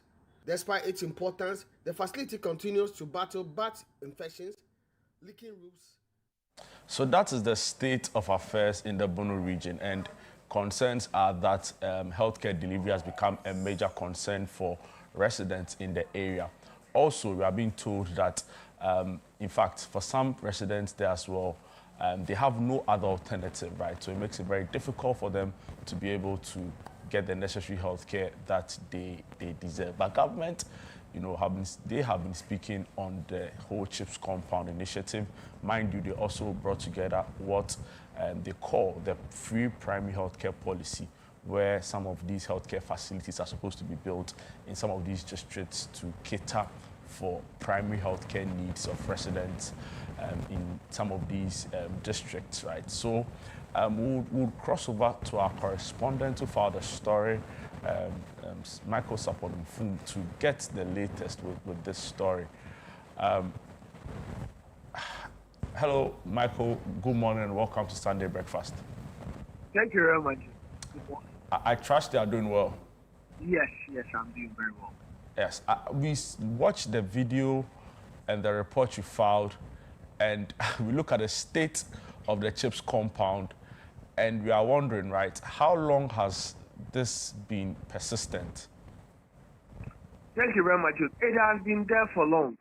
It has been there for long because according to the Pro East Director for the Ghana Health Service, Ramzi Ahmed, some of the structures are over 10 years. Some of them are over 10 years, and as you can see, they are in a sorry state, which is affecting health delivery within the Pro East District. You know, it's also a district that has island communities where maybe accessing healthcare at EAG, the district capital, some of them could take about 2 hours to get to EAG. So these CHIPS compounds are very important on some of the island communities. But unfortunately, majority of them are in a dilapidated state, and it's not helping in health delivery within the Pro East District of the Bunu East Region. Jude. Michael, how far would you say the health facility in Yeji is from these communities, and how accessible is it? It depends on where the person is located. If you take the Avokope CHIPS compound, it's an island community, and traveling on the Volta Lake If you take the person close to 2 hours to get to EAG, where the person can access healthcare at the Matthias Catholic Hospital. And some of them are very far. We've even this Colombo community, which is on the land, took me roughly 1.5 hours to get to the community on a motorbike. Wow. From Yeji town. So you can imagine somebody who is sick, and the only means of transport is some of them to the communities are motorbikes. So you can imagine somebody is sick in a community like Chokolombo. The person will need first aid before even being maybe referred to the Matthias Catholic Hospital. So some of them are in the hinterlands, and looking at the state of the Chiefs compound, it's not the best at all. Being taken over by these vampire bats, leaking roofs and other stuff. It's not easy. The in charge I spoke to, Stephen Ajiman, says he has been in the community for 6 years, and when even was even posted to the community, there was no electricity in the community. They are lucky about 2-3 years ago they had electricity in the community. Apart from that, network is a challenge in the community. Wow. So even though the community Chiefs compound, the Chocolobo Chiefs compound is accredited by the National Health Insurance Scheme, at times accessing it becomes very difficult because you need internet to check if the person's card is active or inactive before you can attend to the person. So apart from even the state of the Chiefs compound in the community, mobile connectivity is very poor and is affecting health delivery within that area. And there are so many communities that depend on this Chiefs compound. You know. Michael, tell me, what did the in charge say about their deteriorating structure? Has he reported it? What has been the response from the higher up authorities who are supposed to be, mending these facilities?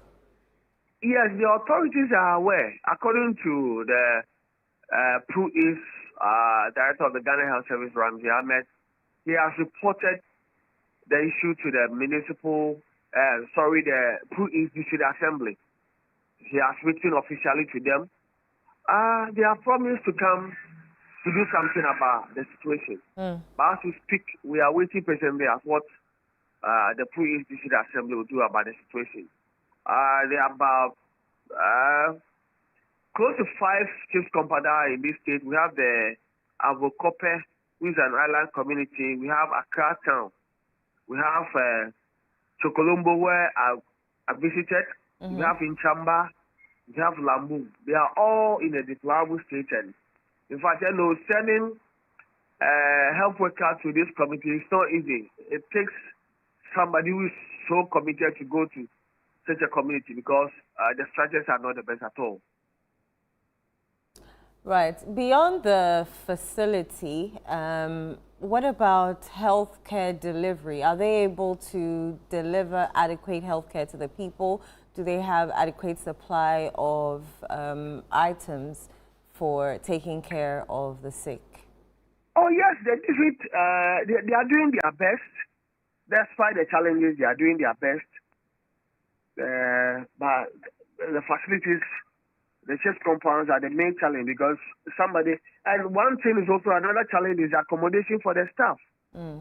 Yes, accommodation for the staff is also a challenge within the Pro-East district, the infrastructure. Apart from that, they are doing their best to provide healthcare delivery for the inhabitants within the Pro-East district, on those on land and those also on the island communities.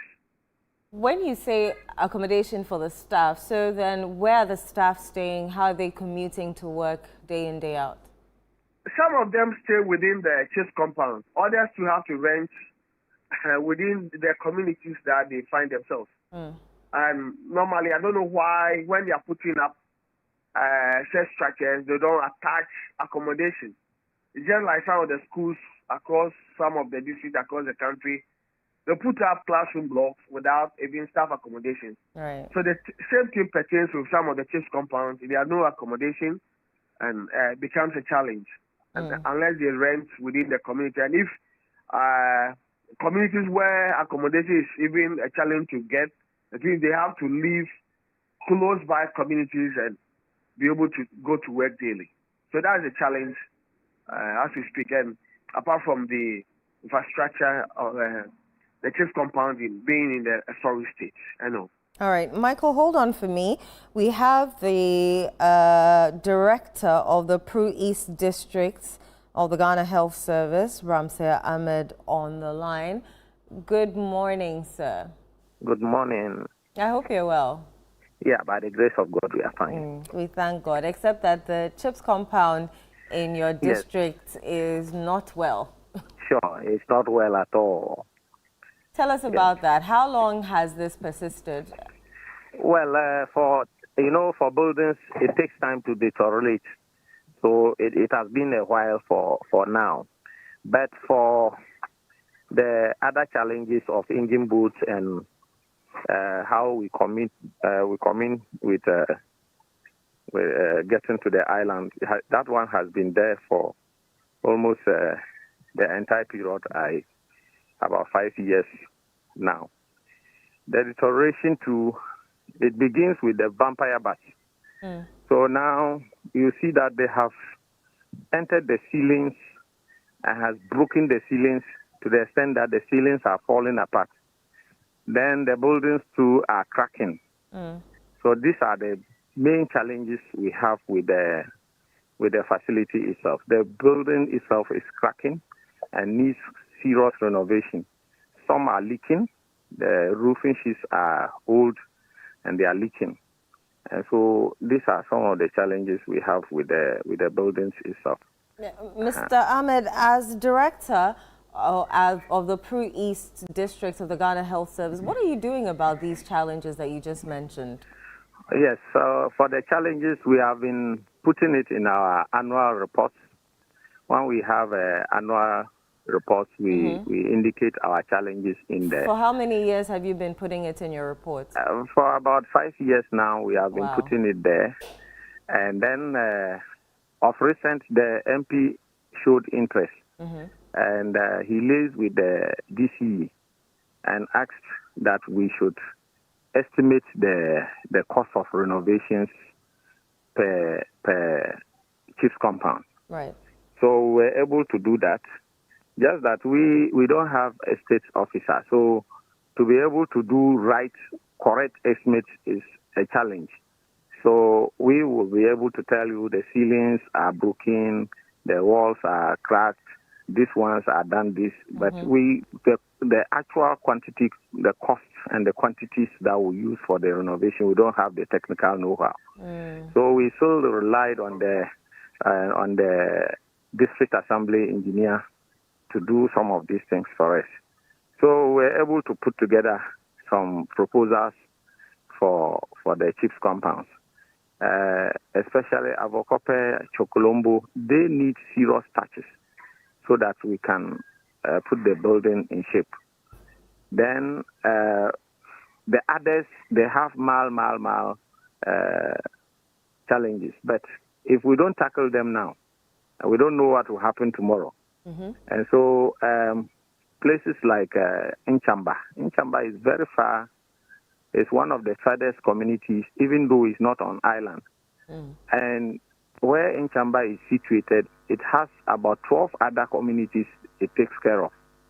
And so we wanted to renovate the place and expand the place so that we can put a midwife there to do deliveries. If you look at the distance from Inchamba to Yeji, it's very far. And so we need to expand the place, make the place more conducive for at least deliveries. You know, most of the deliveries come in the night. And so these people are far away from town, and their route too is not good. So if they get delivery in the night, it's very difficult. They have to manage it and then try to transport the person to Yeji, which will take hours. So close to 5 hours before they will get to Yeji. Because in the first place, the means of transport is not there. It's just these tricycles that they will use, or single motorcycles. Then the woman will sit and somebody will sit behind and hold her and then bring her. So it's quite difficult for us. So our intention was to expand in Chamba. We have done that estimate for the DC and the Honorable MP. So they have shown interest that they would like to come in. But, you know, the DC, too, he carries a lot of load. It's not only health. There are other sectors they need to take care of. So we are thinking that it will take time. We are anticipating that it will take time. But they have shown interest in a way. Beyond the interest, that means no timelines have been given? No timelines have been drawn. Right. So it's quite a problem. Mr. Ahmed, I would like to push further because, you know, looking at the structure, it looks as if anything can happen at any moment from now. For Chokolombo and Chokolombo especially, the building is not in good shape at all. Right. Anything can happen. So it's not habitable for my staff and then the people who come there to seek for help. It's not habitable at all. Yes. Let's stay with the staff. I understand that accommodation is also an issue. Yes, exactly. The chief's compounds are such that it can accommodate more than 2 staff. And because they are villages, there are no rooms for them to rent in town. Okay, so the village is such that a family put up some building and they are there with their family. So they don't have rooms for rent. So at most, you will send only 2 staff there. Okay, so if we need to expand these chiefs compounds, now that we are bringing on board free primary health care, we need to expand the chiefs compound so that we can get more staff in there to go around. For instance, take Inchamba, which Inchamba is one of the villages. And then we now have about 12 other villages Inchamba is serving. So you need more staff to be able to move into the villages with the primary health care, so that they can go into the villages, do home visits,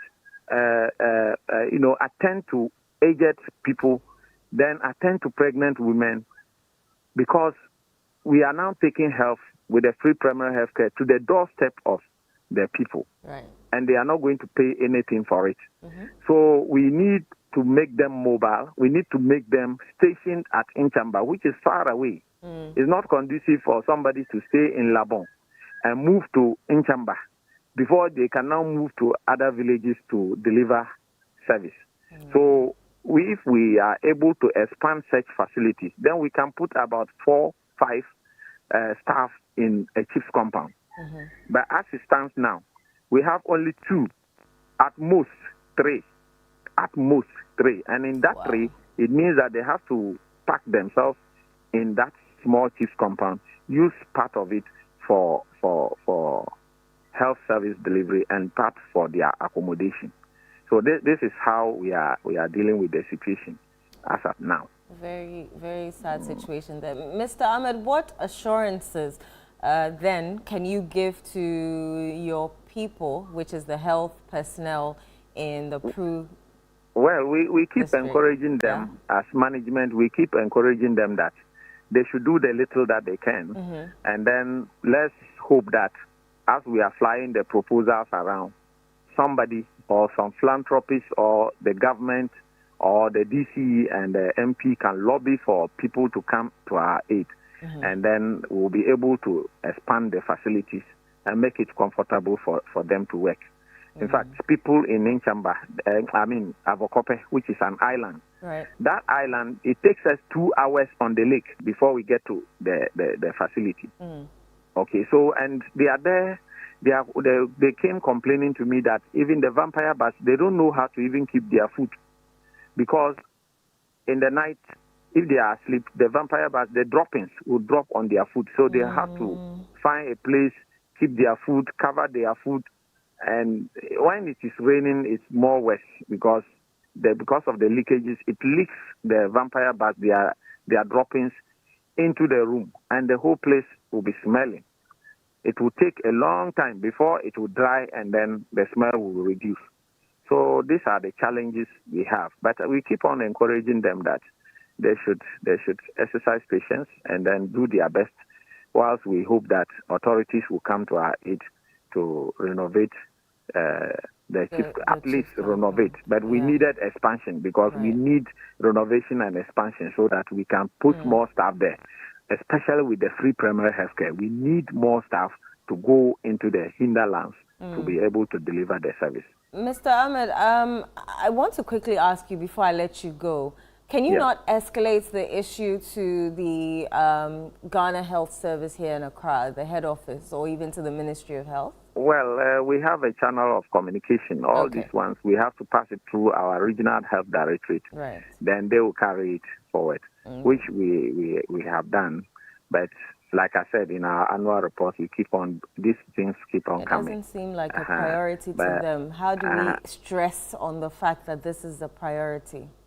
It might not be exactly that. It doesn't seem. It may seem, but well, sometimes you can't also blame them because funding these days is very, very difficult. Funding is very difficult to come by. So we are hoping that they will also do something. They will talk to Ghana Health Service about it. Now that the pre-primary healthcare is coming, these are some of the challenges we want to push. Right. So that the Minister for Health and the other stakeholders would put their heads to it, because it's an opportunity for us to also express what we need to be able to deliver the free primary health care properly. So, like the other time we had a meeting, we were pushing that, look, the DAGs, we don't have funding for even running our offices. So they should do something about this to empower the DAGs so that we can, the health directorate, so that we can be able to supervise the work properly. Like vehicles, we don't have a vehicle. Now, the vehicle I am using is a Nissan pickup, which is about 11 years now. Wow. So only one vehicle for the whole district. And monitoring has become a problem. The vehicle keeps on breaking down. You know, when it gets old, repairing it becomes more difficult. Yeah. So we were pleading that Ghana Health Service, NGOs, philanthropists can get us at least Toyota Hilux pickup that can go into the hinterlands, because those areas you need a stronger vehicle which is more robust to enter those areas. So for a long time now, we have not enjoyed any support for vehicles, and it is a general problem. It's not only Pro East. Right. If you ask the whole Ghana, we are all yearning for the pickup. So it's high time the Ministry of Health turn their light, and the government turn their light on health, so that we can get new vehicles to do the supervision as the free primary healthcare is being rolled out. Okay. Mr. Ahmed, thank you so much for speaking to me or to us. We here at Channel One TV will do our best to continue to hammer on the issues happening in your district, that is the Pro East district in the Bunu region. Michael, thank you so much for that report. I'm sure that you will continuously follow up on it as well, so that we can be abreast with the situation as to whether it changes or not. This is still Sunday Breakfast right here on Channel One TV with me, Inu Safo. We'll be right back.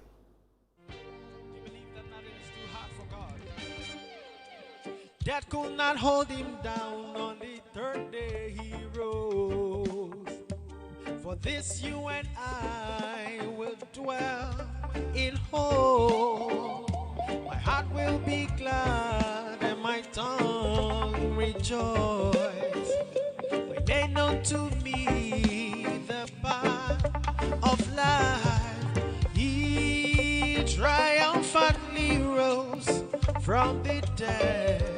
He's the way, the truth, and the life. He gave me life everlasting. Nothing too hard for him. Nothing too hard for him. Nothing too hard for him. Any day, any night. He triumphantly rose from the dead. He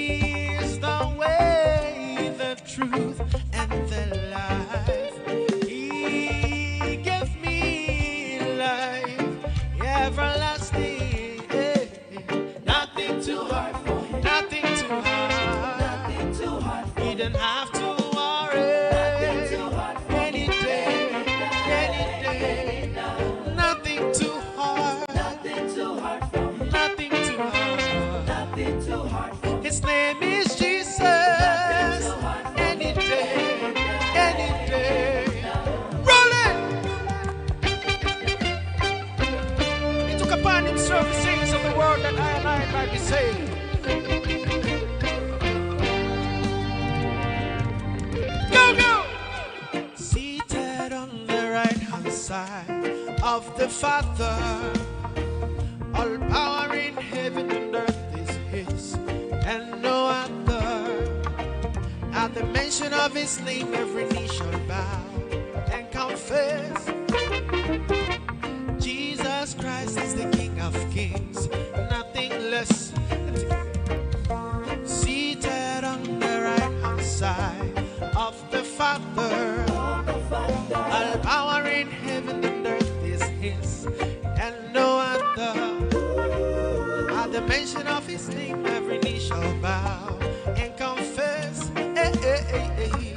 Jesus Christ is the King of Kings, nothing less. He come and sing a he triumphantly rose from the dead. His name is Jesus. Hey. The omnipotent God. He gave me life everlasting. Nothing too hard. Nothing too hard for him. Nothing too hard. Nothing too hard for him. Na na na na na na na na. Any day, any day. Nothing too hard. Nothing too hard. Nothing too hard. His name is Jesus. Any day, any day. Oh, he triumphantly rose from the dead. His name is Jesus. The truth and the omnipotent God. He gave me life everlasting. Nothing too hard. Nothing too hard for him. Nothing too hard. Nothing too hard. Never, never, never worry. Nothing too hard. Never, never, never worry. Nothing too hard. Nothing too hard. Nothing too hard for him. Yeah, yeah. Nothing too hard for him. Any day, any day. Sure. You're also the air. Any day, any night.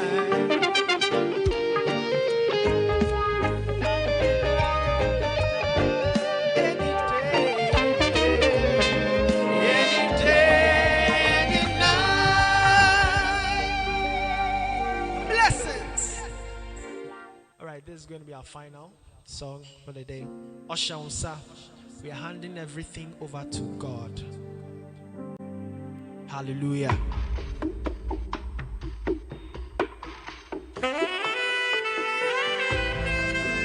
Our erate.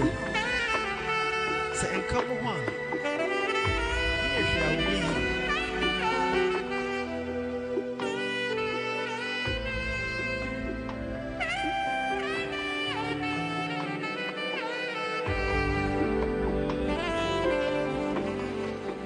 Oshewunsa minyamie.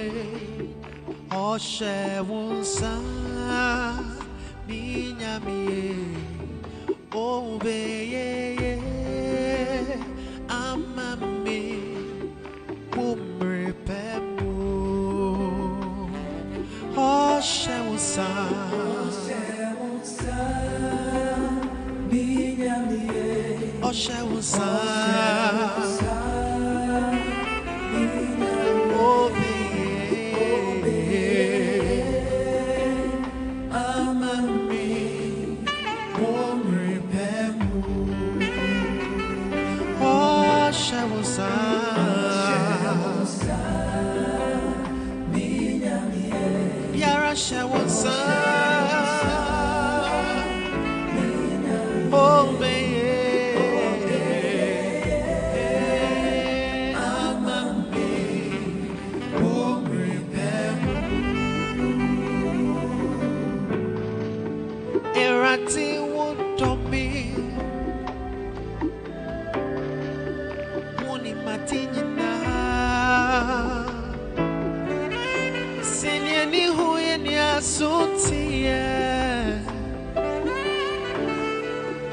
Washishama woman.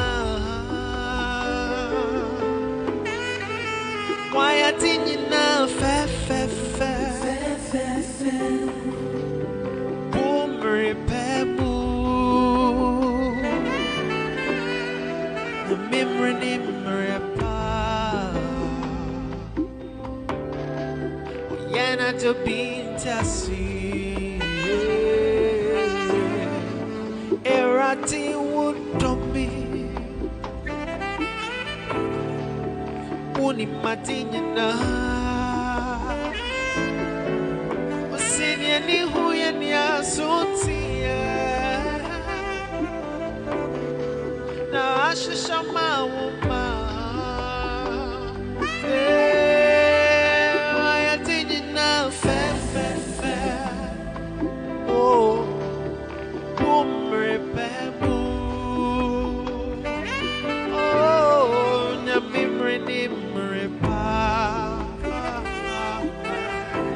Yanati obitasi enti mechen nimripa nada enti mechen nimripa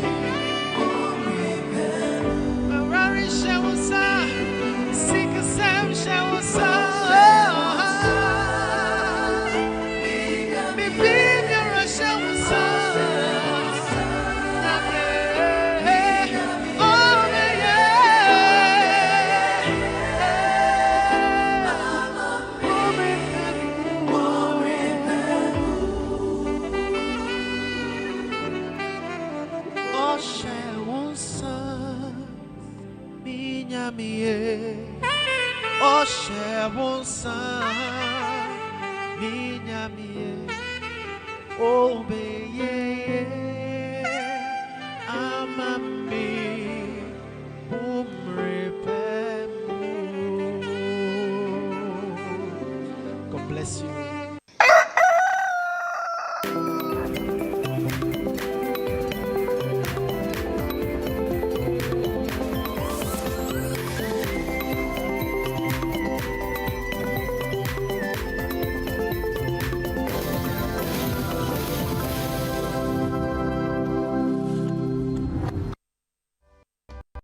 In my line of work, a confident smile is everything. Kale Charcoal Toothpaste keeps me on top of my game and ensures my smile is always radiant and bright. With the tiring nature of my job, we spend several hours under the scorching sun. To keep our teeth white and our breath fresh all the time, we use none other than Kale Charcoal Toothpaste. Kale Charcoal Toothpaste. You're on a Kessie and in a kit one. Samayo Kendini, who be here, Semetra Sapapadia to a mammy manful. Kale Charcoal's natural ingredients, and a bomb is so buying, and maniswing, Nesansu Mama Hotoso, a will beg you. Kale Charcoal Toothpaste. Choose Kale Charcoal Toothpaste for anti-cavity, whiter teeth, and fresher breath all day. Available in 80 gram and 150 gram. Grab yours today. Kale, happy smile, This advert is FDA approved. Your health is in your hands, but at some point, it passes on to us. At Mintuba Hospital and Coloproctology Center, we believe that quality healthcare isn't a privilege, it's a right. Equipped with cutting-edge technology, we are fully prepared to effectively deal with all colorectal and proctological conditions. Our team of highly skilled doctors, surgeons, and nurses are renowned for their expertise in minimally invasive and painless laser, ligature, and lungoproctological surgery. We are committed to providing a wide range of services to meet the diverse needs of our patients. Mintuba Hospital, your health is our priority. Visit Mintuba Hospital today or call us at 0244 581 541 or 0271 054 204. Mintuba Hospital, in to serve a peculiar health need. Watching DSTV means getting the TV you love, but staying connected means getting something extra. Stunning. Extra matches, extra dramas, the best local and the world's biggest. Extra laughter, music, movies, and extra vim. I love it. Just stay connected or reconnect and get upgraded to the next higher package at no extra cost. Charlie, we got you. Keep watching. Get more with DSTV.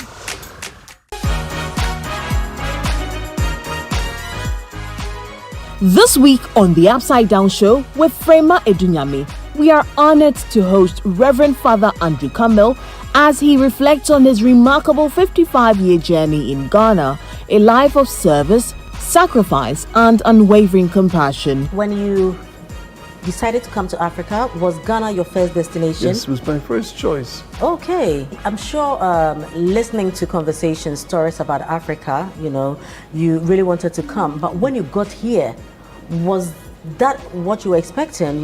What you saw, was it too much? It was hard, I'll be honest with you. It wasn't easy. I needed £10 just to buy the black cassocks, 3 black cassocks. I didn't have it. I went to see President Mahama in his office, and we were talking, and I said, Your Excellency, I need money for the particular project up in Nkanchina. Can you help me? And he looked at me. He said, Father Campbell, you're a real beggar priest. I got it. I got the money. He gave me money. He was very, very generous. Is he your friend? He's my friend, yes. Okay. He promised me that he would give me the money and he did? He did. You seem to love football very much. I do, I love football. You still support football? Oh, Manchester United. Are you serious? What Manchester United, Father? Yes, fan Manchester, best They're team. always losing. Make a date this Sunday at 7 p.m. only on Channel One TV. You shouldn't miss it.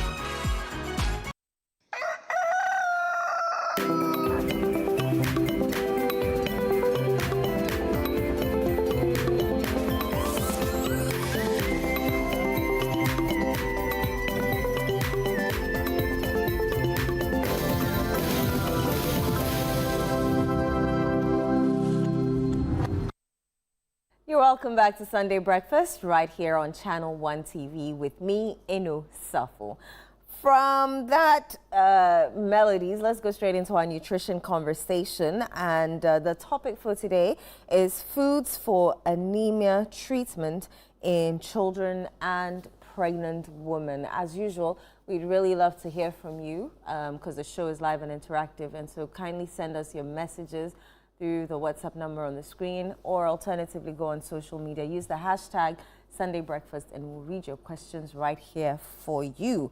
Joining me is our regular guest, Efwa Desua Nsiano Manyo. She is a registered dietitian and she has Desua Diet Consult and Medical Catering. But here on the show, we like to call her Enna. Enna, how are you doing?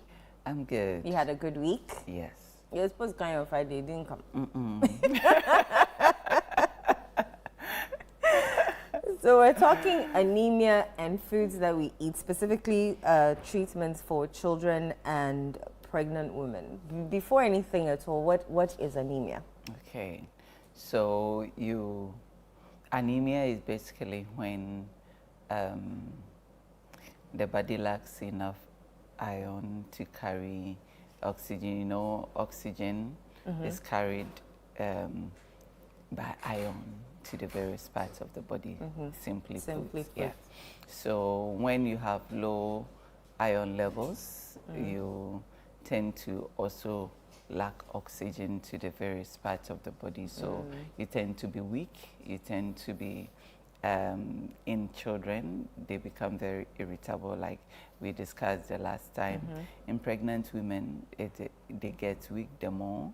And studies have shown that anemia is very common in pregnancy. First trimester, we have about 7%. Second trimester, it increases to 14. It goes up to about 30 during the last trimester because the fetus also depends on, and because they're receiving increase in blood volume, and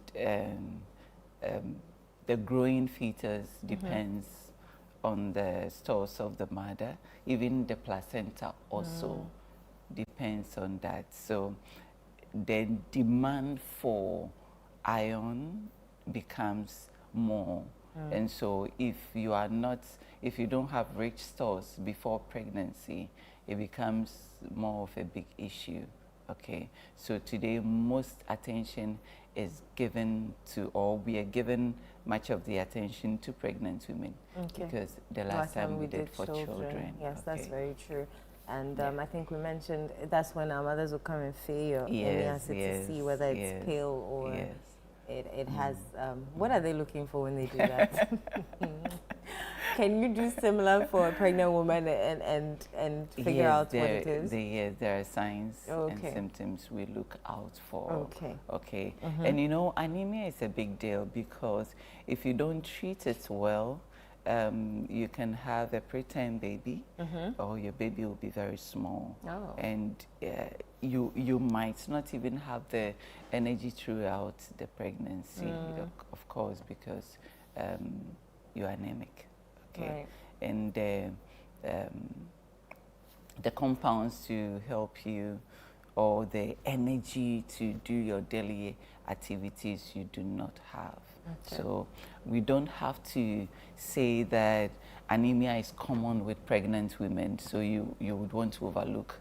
You don't also have to say it is difficult to treat, so you give up. It can be treated, it can be managed. It can be managed to the point that you get to the good levels of you have good levels of iron before delivery. Okay. And last week I had one of my patients who was proving difficult to eat the meals we are asking her to, because she has different cravings, and so she doesn't feel for this, she doesn't feel for that. I just told her, you are in your third trimester, right? Maybe you would have to get your husband and other family members to come and donate down, because that is the truth. If you don't boost your HB level to a certain amount before delivery, then you have to receive blood after delivery, even some of them before delivery. Wow. Okay, yes. So it is that serious. So we don't have to take it as a area. So you can treat it. It is treatable. And is anemia one of those things that show up in pregnancy? You know, like some women they don't have diabetes, but the minute they get pregnant, it shows up. No, anemia is mostly that. Yes, it can show up. Like I said, 7% of women might be anemic during the first trimester. So 7%, though small, not that small. 14%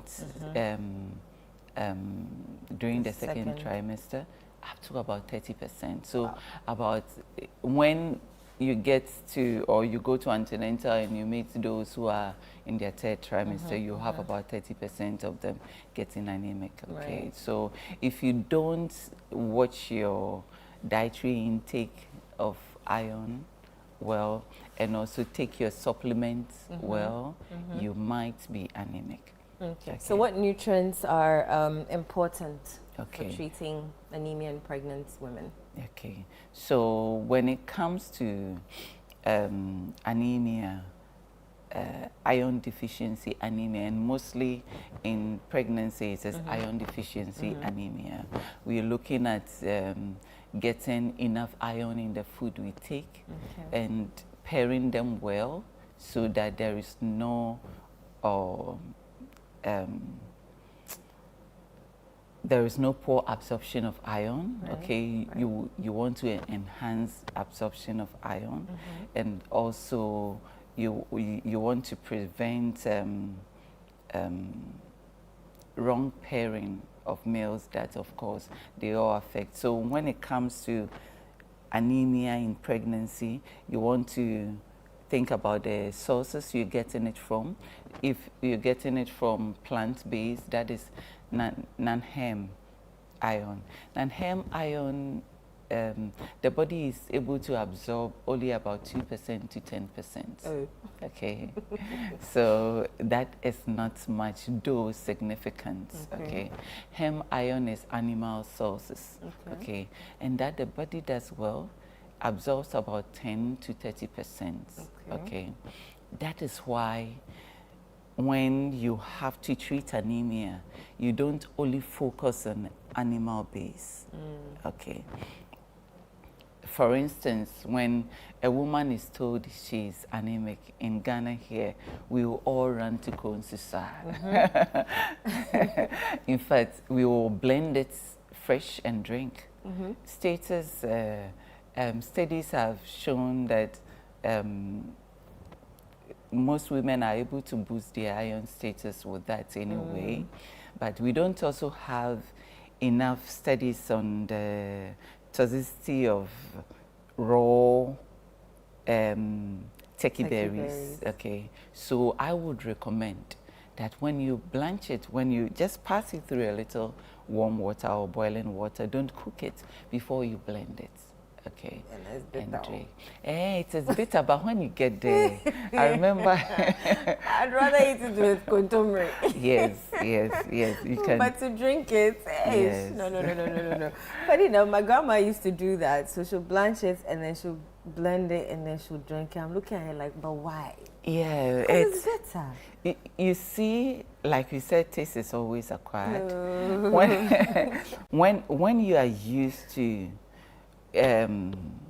having it fresh, even when you parboil before blending, you think it has taken away some of the nutrient. That is not true anyway. Okay. But if you are able to blend it and drink, remember when I was going to have my last born, I think 3 weeks to delivery, the doctor told me my HB level had dropped to the point where I would have to receive blood during delivery. So I should inform my family members to come and donate. 3 weeks, I said, doctor, 3 weeks, okay, give me 2 weeks. I'll come and check again. So that 2 weeks, you can imagine what I would do. So it was like, oh, Anna, you can't, 2 weeks is too short to boost your HB level. So take this medicine and you can do whatever, but I can assure you 2 weeks you will come and it will be the same. Okay, by God's grace, with those concoctions, after 2 weeks when I came, say, what did you do? I just said I'm a dietitian, you know. So I will blend it, and most women will do. Konsusa in the morning, kontomire, whatever. But if you don't know how to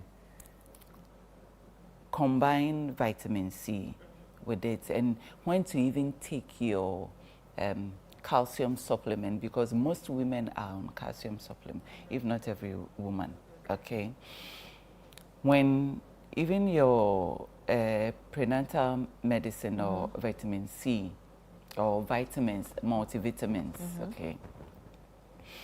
If you take it immediately after an iron-rich food, it will hinder absorption. So you will say that I'm eating all that dietitian or my mother has told me to eat and I'm not getting enough. Okay, so pairing it, making sure that you have enough vitamin C with your meal. Enough vitamin C, how? So when they say you are anemic, like I said earlier, we would all run to the greens. You have your consusa, you have your contombre. Naturally or normally, when we are grinding contombre, because we want to admire the green, we don't add tomatoes. Tomatoes discolors the green. But if you are eating it to treat anemia, you would have to add tomatoes. Better still, if you still want to enjoy the green, then when you are eating, cut your tomatoes, because tomatoes is very rich in vitamin C. And vitamin C aids in absorption, enhances absorption, helps with whatever adjective. So when you are thinking about your green, think about what source of vitamin C do you want? Or do you want to eat your abom and later have a glass or half glass of orange juice immediately with the meal? Or you are taking it with the meal? I'm guessing fresh orange juice, not... Fresh orange juice, not the bottled one. Or packed one.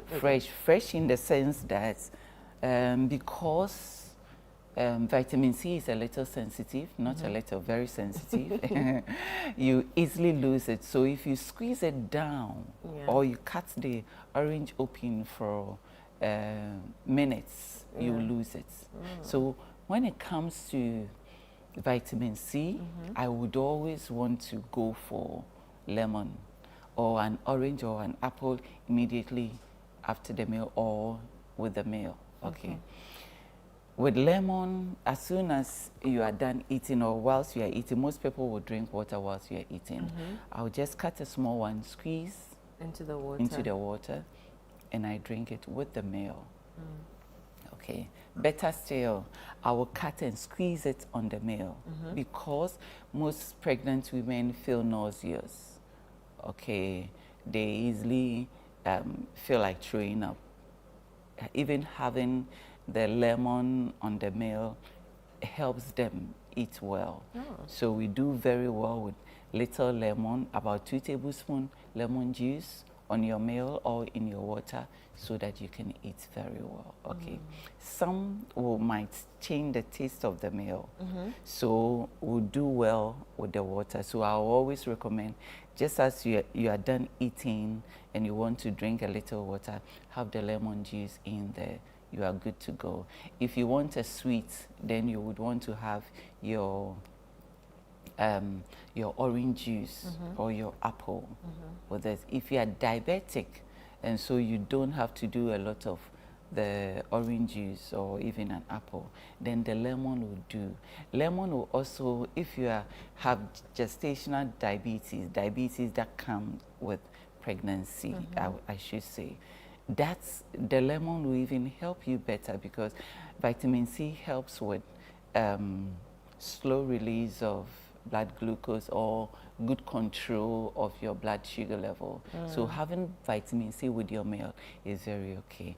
Then you wait, 2 hours, between 2 to 3 hours after you have taken this iron-rich meal. Before I forget, so when you have done your abom, I'm using abom as an example because most of us will run to abom, the consusa, the contombre, and with the apim to treat anemia. Or beans is also very good. All my favorite foods. So the abom, don't take away your eggs because don't forget the iron from animal protein are 10 to 30% available for absorption. So you get, the body absorbs more of that. So don't only say, mititi min kontombre di keke. No. Get your protein with it. So you can add your eggs, you can add your fish, you can add your lean beef. In fact, we have more in lean beef than even in chicken. That doesn't mean consume beef all the time. If I say beef, I'm talking about cow meat and the lean one, okay? Right. So you do that. So the food for the pregnant woman should be balanced in such a way that you have enough protein with it, Okay. and you have the contemporary or the alefu or the ayoyo or spinach. So any green? Any green, Okay. any green, any green. And also, when you want to snack, you know, hibiscus is very good. Sobolo is very good, okay? Okay. But like I always say, don't make it so dense. It shouldn't be too thick. Beetroot is also good. Okay. But beetroot, please don't blend so much and drink, okay? It's very, very potent. And we have other fruits, of course. When you are taking the snack, like you are taking sobolo, for instance, you should squeeze in the lemon juice, Okay. fresh, before you drink. Don't do it in store. So fresh before you drink, so that it is paired well for good iron absorption, okay? When you have taken this, you wait 2 to 3 hours before you take your iron supplements or your multivitamin as a pregnant woman, okay? Then, if you also want to drink milk, yogurts, any dairy products, you don't take it together with an iron-rich meal because it will also hinder absorption of iron. Okay. So some pregnant women will say, after taking every meal, I want to take a tea or coffee to fight my cravings or enjoy. Tea and coffee shortly after a meal will also hinder absorption. Even without milk? Yes. Okay. Because of the tannin inside and polyferin. So when you know you are treating anemia or preventing anemia in pregnancy, please do not take tea. Okay, do not take coffee. If you want to take tea or coffee, then it should be 2-3 hours after. And 2-3 hours, whatever snack you are taking should be snack that should boost your iron level. So even if you have not been diagnosed as anemic, you want to prevent it. So far as you are pregnant, the first trimester, you might not be given iron supplements, but you would have to eat dietary. You have to get your iron from dietary sources. So you eat well to prevent it, so that the 7% you don't fall in there. Okay. So if you have to ensure that within your 9 months you don't take tea, you don't take coffee. If you want to take milk, then it should be after hours, and like I said, not less than 2 hours. Okay. So deliberate effort to boost your iron level. So if you do this, you can see that you can prevent anemia in pregnancy. Okay. Sometimes the demand on you could be so much that no matter how well you eat, you are not able to prevent it. Okay. Doctors will give you the iron supplements to support what you are eating, but getting it from the food source is very, very important. Then how about whole grains? Okay, it is not only in the leafy greens, we also have them in whole grains. We have them in, so don't go for too polished rice. Mix them with your brown rice. Eat your beans. Enjoy your wheats.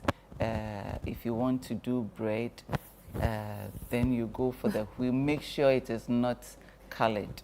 Okay, because sometimes they color it and present it to you as a brown bread. Make sure you really see the wheat. Because of the supplements, most women might struggle with constipation during pregnancy. So I would mostly say, don't do bread like I do most of the time with my clients. But some of the cravings you cannot fight. Help. So if you have to do bread, then please go for the whole grain. So whole grains, getting your iron from whole grains are also very, very important to support whatever you're eating. So you can see that when we really talk about balanced meal, okay, we'll always go and come back to a balanced plate where you have whole grains, you have your fruits and vegetables, and you have your lean meats, okay? But then with pregnancy in particular, if you don't, most of us do not have the habit of having lemon water, proper lemon water, like I have demonstrated, or lemon juice or tomato juice. Some people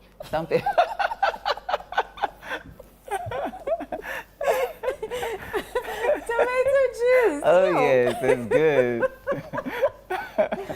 It's good. If I live with Anna for 2 weeks, I promise you I'd lose all the weight.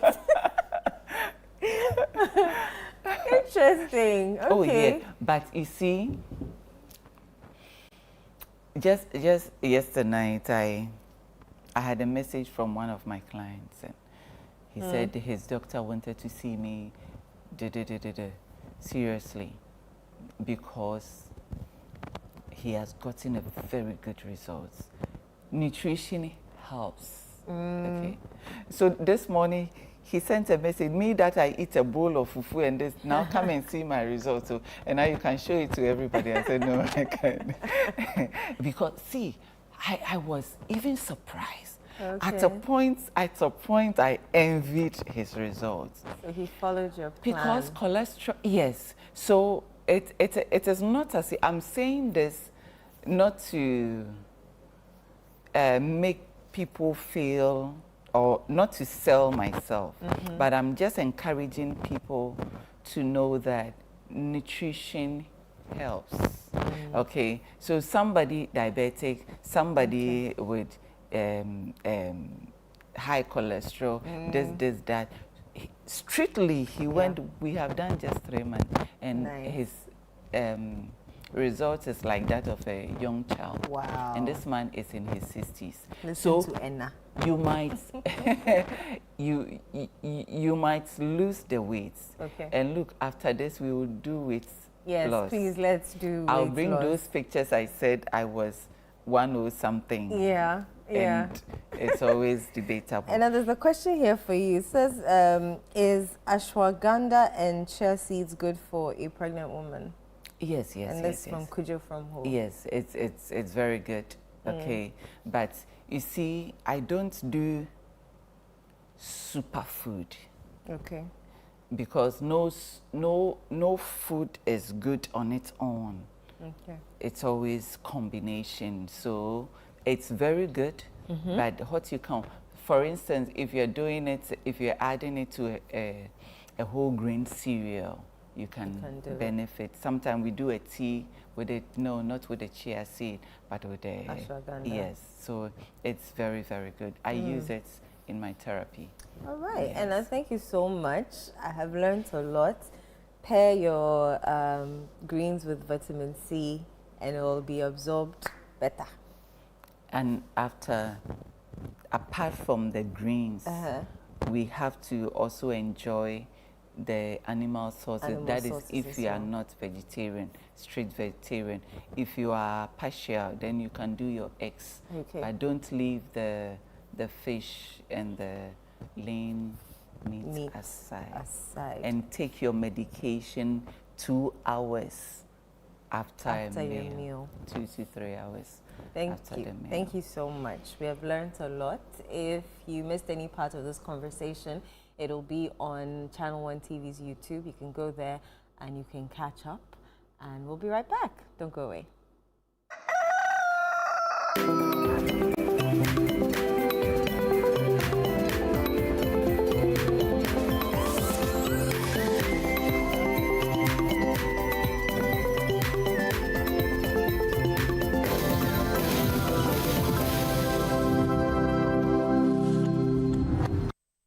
From Accra to Buenos Aires, from Lagos to London, the world is locking in for the greatest football spectacle on earth, the 2026 FIFA World Cup. But before the first whistle cuts through the noise, there's a deeper rhythm to the game. Every badge carries history, every player brings a story, every number means something. Welcome to World Cup Central, only on ChannelOne TV. Hello and welcome to another episode of World Cup Central right here on ChannelOne TV. Your home of football intelligence with African energy and global perspective. We're taking you beyond the highlights, from powerful eye-opening stats to sharp breakdowns of every qualified nation to insights that change how you see the beautiful game. Their first appearance was in 1930 and their best finish at the World Cup was third place in 1930.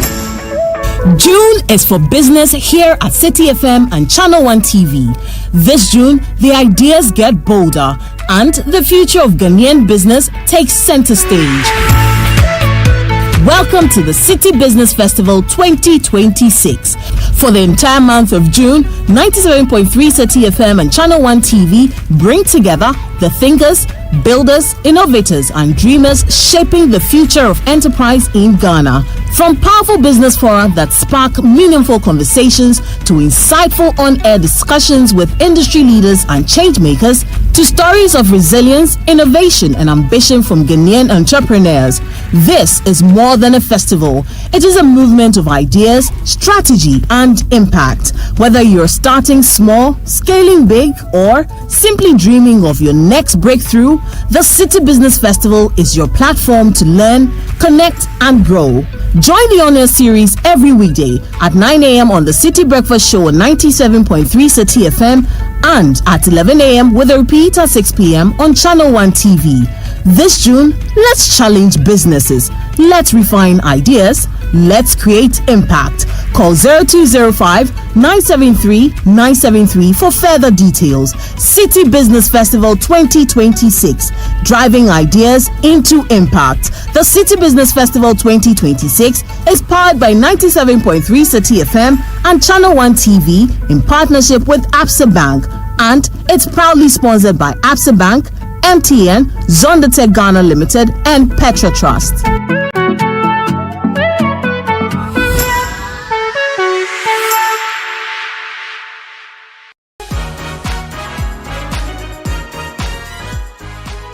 This week on the Upside Down Show with Frema Edunyame, we are honored to host Reverend Father Andrew Campbell as he reflects on his remarkable 55-year journey in Ghana, a life of service, sacrifice, and unwavering compassion. When you decided to come to Africa, was Ghana your first destination? Yes, it was my first choice. Okay. I'm sure listening to conversations, stories about Africa, you really wanted to come. But when you got here, was that what you were expecting?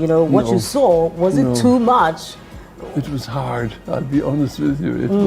It wasn't easy. I needed £10 just to buy the black cassocks, 3 black cassocks.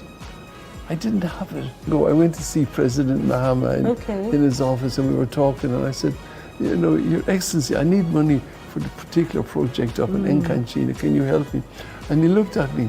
He said, Father Campbell, you're a real beggar priest. I got it. I got the money. He gave me money. He was very, very generous. Is he your friend?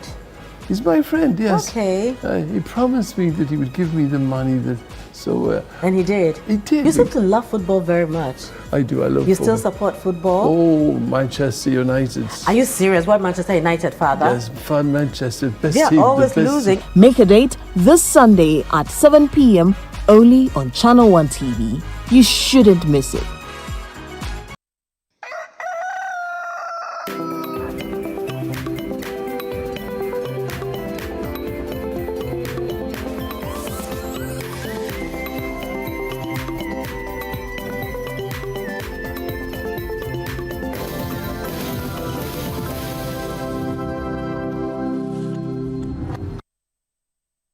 Welcome back. This is Sunday Breakfast right here on ChannelOne TV with me, Inu Safo. Right, let's go to sports. Yahweh J. Minta joins us, and we're talking about all the Ghanaian male teams have lost their games. Yes. I didn't even say hi. Hi, how are you? Hello. I'm doing very well. Happy Sunday. Strange to see you here on a Sunday. Yeah. I mean, there was a bit of a shuffle in our schedule because of how the games have been laid out. Today marks the end of the most of the European games, the top leagues in Europe. Today marks the end. And so all the games will be played simultaneously to avoid any dodgy decisions. It will be played simultaneously. So we could have done it yesterday, as in Republic of Football, but it was important to have all of us come today and review the season in totality. And that's why I wasn't here yesterday, but I'm here today. I watched the show and I was impressed with the Right to Dream folks who came. Yeah, with the robotics. I didn't even know they had that aspect. I'm like, Right to Dream, there's like a football. And they are very keen on education. And these days, quite a number of them also take that path. So there is a youngster who is at Nashville SC, Sporting Club in the MLS. Oh, wow. He's called Shakur Mohammed. He's from Right to Dream? No, he is a Right to Dream Academy product. He didn't go through the traditional football route. So after graduating from Right to Dream Academy, he moved to the United States high school. Then after that, he graduated to Duke University. Yes, Duke University. He played football there. He earned a scholarship there, and he played football there. And he was drafted number 2 overall in the MLS draft. And that's how he ended up in the MLS. So quite a number of them are also going through that part. And look, you're going to Duke University, one of the best universities in the world. So they have that part of it, but it's just that it's a bit on the low side. Most people think about just the football aspect, but that's one aspect that they are very keen on, the education bit, because it's not everyone who will make it to the top when it comes to football. Others are just good in both. They can balance it. Others too are more skewed towards the detailed part, the nuances part of everything that they do. So it could be football. They will be more into tactics than just playing out the game. Yes. So in that aspect, you can identify them and shift them or direct them towards coaching or technical direction. So there's so many aspects, so many legs to the whole Right to Dream thing. I love it. I love it for them. And I was very proud of them. And at the same time, I was a bit sad in connection to the Black Starlets. Isn't it funny that at the Black Stars level, the top level, you have Right to Dream Academy players scattered all over. Kudus, Caleb Joinchi, Gideon Mensah. A lot of people don't know, but he's a Right to Dream Academy product. Kamal Dean Suleimana, all of these guys. But at the under-17 level, you ask yourself, why Right to Dream Academy? It means that there's a disconnect. Something is wrong. Something is wrong. And it's something that the GFA are not doing right. That how is it possible that at the top level, Right to Dream Academy players dominate? They have a significant contingent there. But at the base, the foundation, where these players, same players came from, they are not there. They're not represented. And it means that there's something wrong. Either the people at the GFA are not scouting right, or there is that belief that football people are just overlooking those guys and trying to fix their people there. And look, since 2017, we haven't qualified to the Under-17 World Cup. That's diabolical. For a country like Ghana, with the talents that we have, not being able to make it to the Under-17 World Cup since 2017 is diabolical. And funny thing too is, and it's the same at the Under-20. We haven't made it to the World Cup since 2015. No, since 2017. That means that there is something wrong at the base. And our folks keep on repeating the same mistakes. If you call up a national team and you do not attach the teams that they play to their names, that means you are trying to hide something. It is not professional. No country does that. But guess what? Ghana did it before this tournament. And it's been happening consistently that they call up players, they name them to the national team, they go and represent the country, and the squad is released. You don't even know the teams. We are in the business, so we will get to know. But they don't publish the names. it's because you are trying to hide something. If you are not hiding anything, why wouldn't you publish the names? And it's just unfortunate that our people keep on repeating the same mistakes. The same thing keeps on happening in terms of the results or the outcomes. But they don't seem to learn. And that for me is the disappointing bit. So yesterday, Ghana drew 2-2 with Uganda, and we missed out on the penalty shootout. We lost by 7-8. And what that means is that we couldn't qualify to the World Cup. Despite the fact that FIFA has expanded the tournament, just as it has with the senior at the senior level. It has expanded the tournament. We still couldn't qualify. Uganda's coaches are own. Yes. Back in the day, if you made it to the semi-finals at the AFCON, then you qualified to the World Cup. Okay. This time around, once you make it to the quarterfinals, you qualify automatically. So that's 8 teams for Africa. Then we have 2 extra slots for Africa. And that's what we played. So Mozambique beat Ethiopia to get one of the slots. And we had to play against Uganda because... Did Nigeria qualify? Yes, Nigeria qualified. And so in that sense, we couldn't go. Okay. And unfortunately, the streak continues. Since 2017, we haven't qualified to the Under-17 World Cup. And that is a big L. That is a big L against the GFA. It's diabolical that we haven't been able to... What must we do to our Under-17 team and our Under-20? Be transparent in the selection. That's all. Because the talent is there. Yeah. But if you do not do the right scouting and the right selection, you won't get the best out of them. That's true. And with the men, it's not like the women's side where the talent gap is huge. Because Ghana will do well at the under-17, under-20 levels when it comes to the women's division.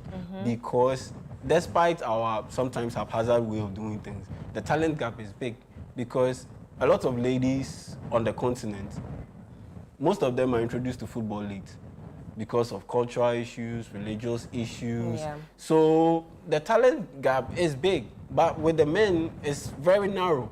So if you do not get your structure right and organization right, scouting and all, coaching and all, you will miss because the talent gap has closed or is very slim.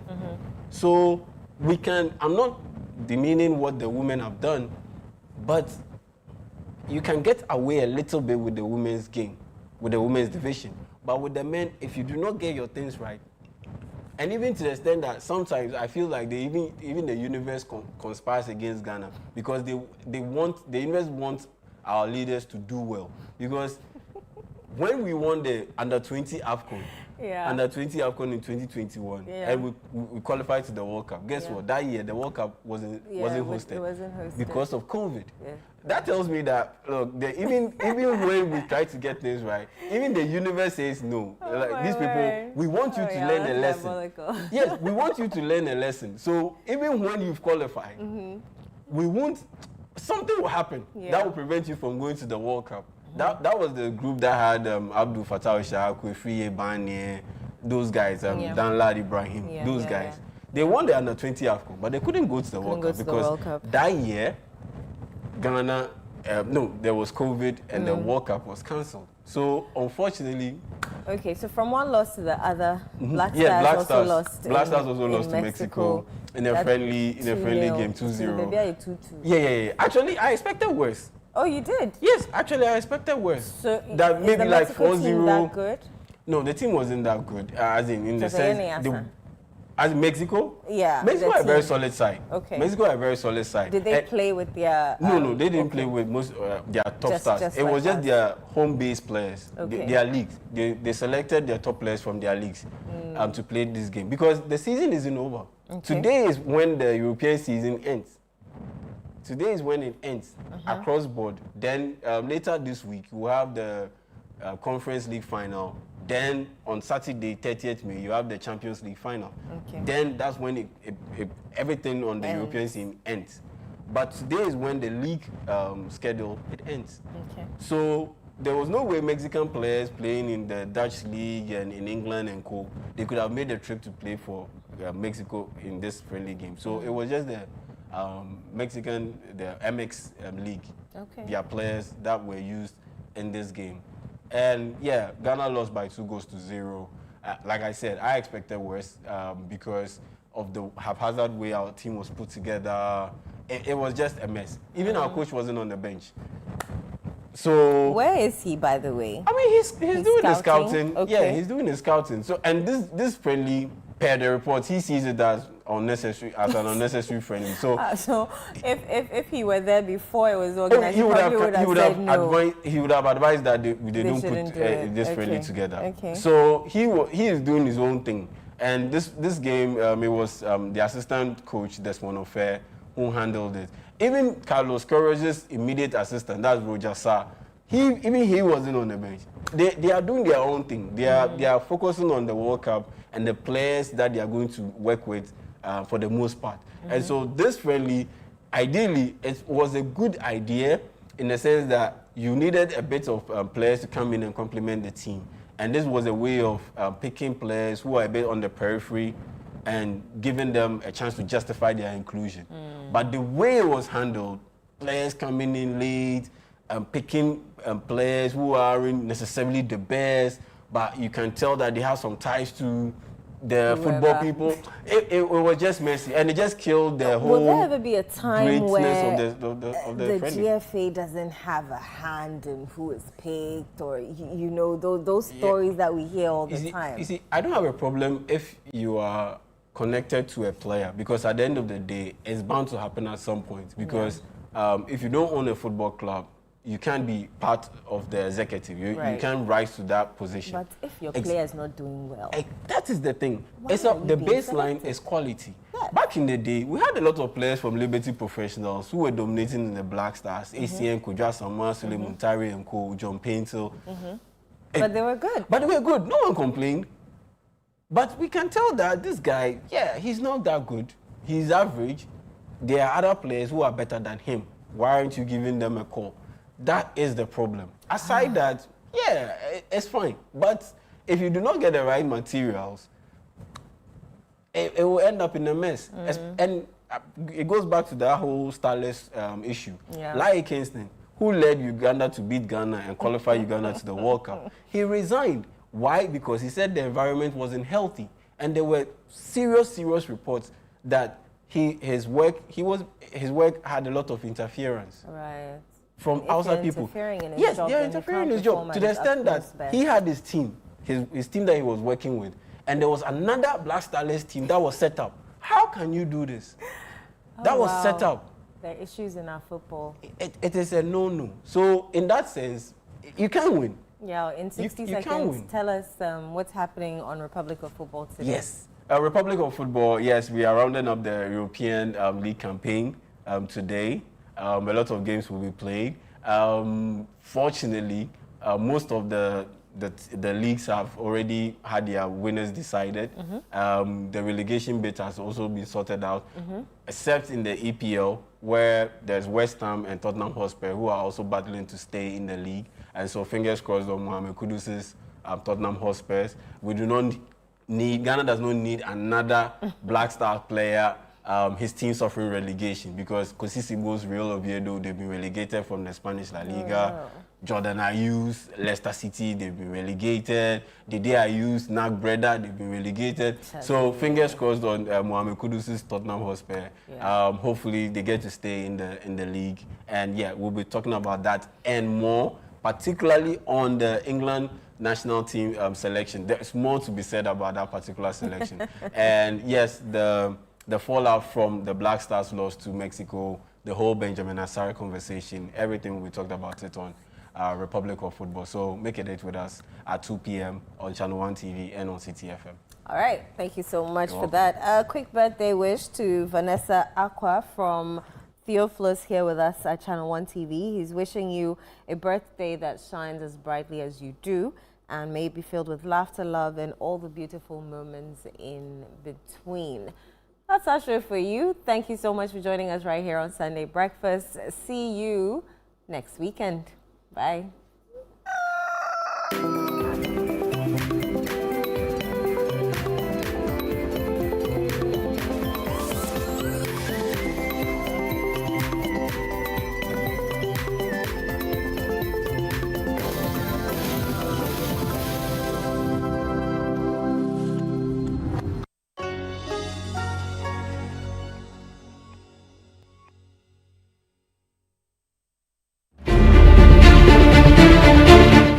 Every day, across Ghana, stories unfold. Stories of hope, struggle, courage, and progress.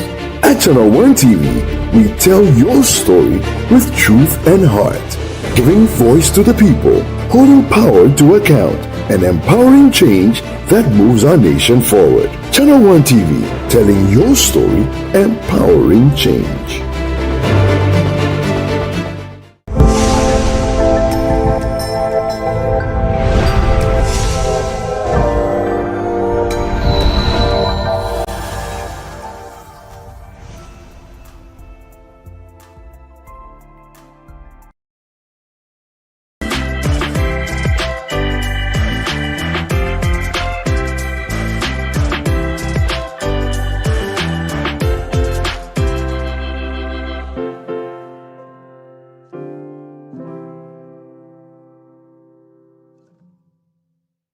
Welcome to Adoration with me, Edna Bright Davis. Your moment of divine encounter right here on Channel One TV. It's a time to join us to lift up your hearts and hands in adoration to the King of Kings, blessing him for his goodness, his mercy towards us. We're going to take a quick break, and when we come back, I'll tell you who our very special guest is for today.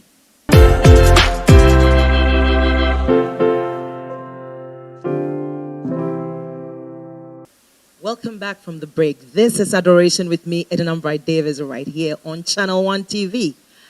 Today's episode is a spirit-filled one with one man of God I'm so excited to introduce to you.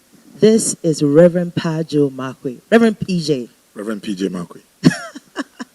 You're most welcome to Adoration. Thank you very much. I mean, between you and I, we know we've been trying to do this for a while. Mm-hmm. And I'm just excited to introduce you to our audience all over the world. And we can't wait to have you minister to us. He's here with the team. They're ready. And just stay tuned. Don't go anywhere. You're going to be blessed. Let's enter into worship. Thank you.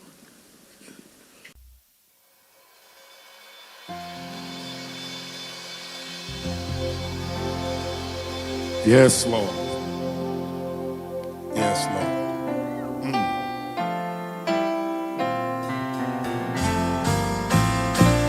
Minimike achie oyi otai ayehowale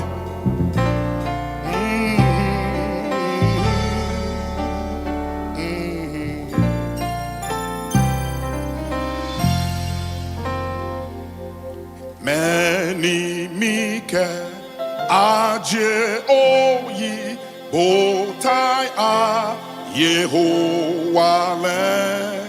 ngo omumo lehe walen ohanyongo kejewe ejakemi nyenge mashe bonisao nyamso mole toi akbe abo mikeshi da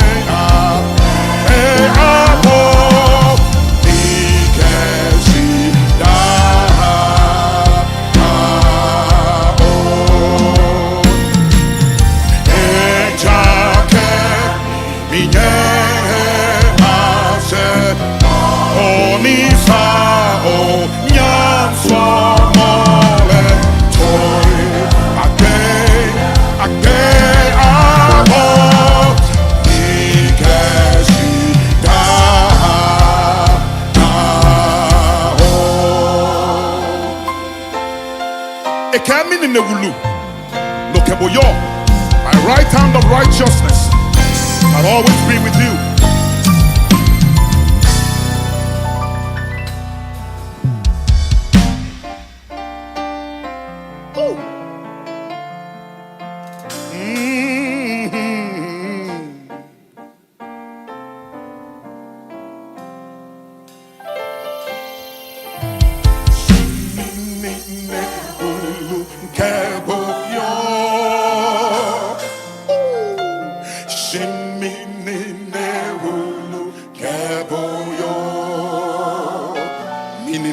keboyo.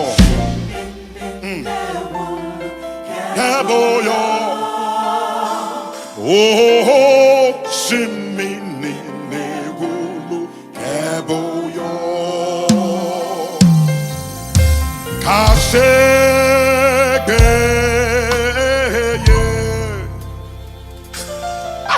shimi keboyo. Kakwe oh hey oh shimi inchi onyongole.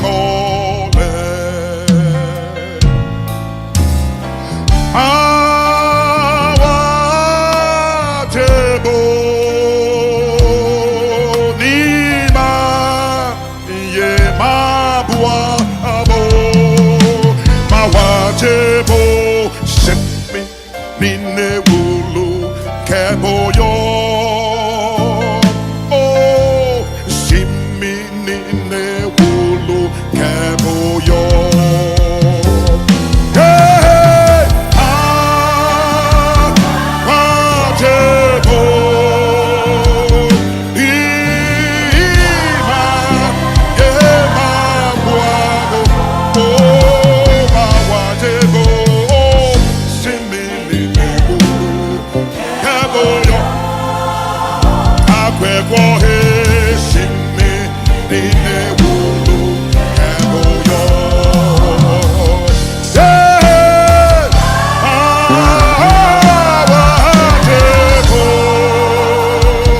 ima ye mabwa awatebo shimi nine wulu keboyo.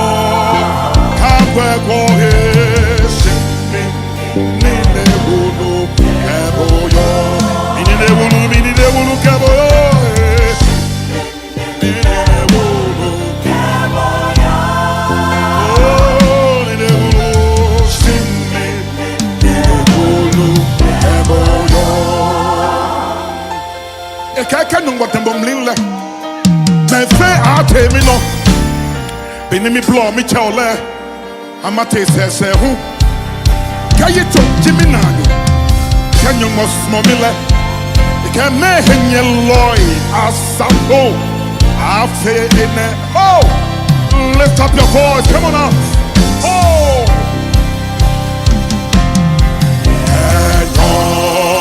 No tapo nile mefe ave nino baby me blow me check all it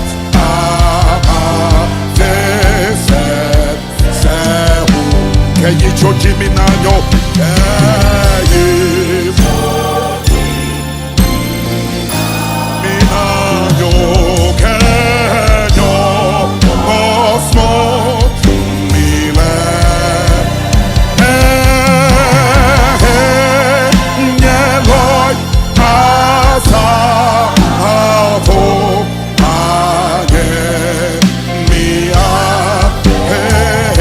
Keyi choji minanyo, come on. Keyi choji minanyo, kenyo mosmo mile, mehenye loy asafo anye. We lift our hearts and voices. Oh, the breath and now we lift our hearts and voices. We bless our feet and cry aloud and give to God the praise of our. We lift our hearts and voices. We lift our hearts and voices. We bless empty, sick and cry. Oh, and keep to God the praise of us and cry aloud.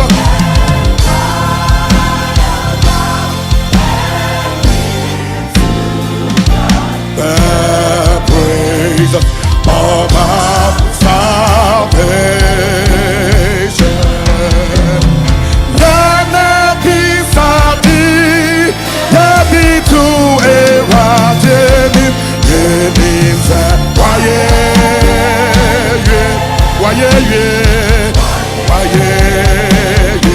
oh yana pisati yabi tu eradeni yeninza waye oh yeninza waye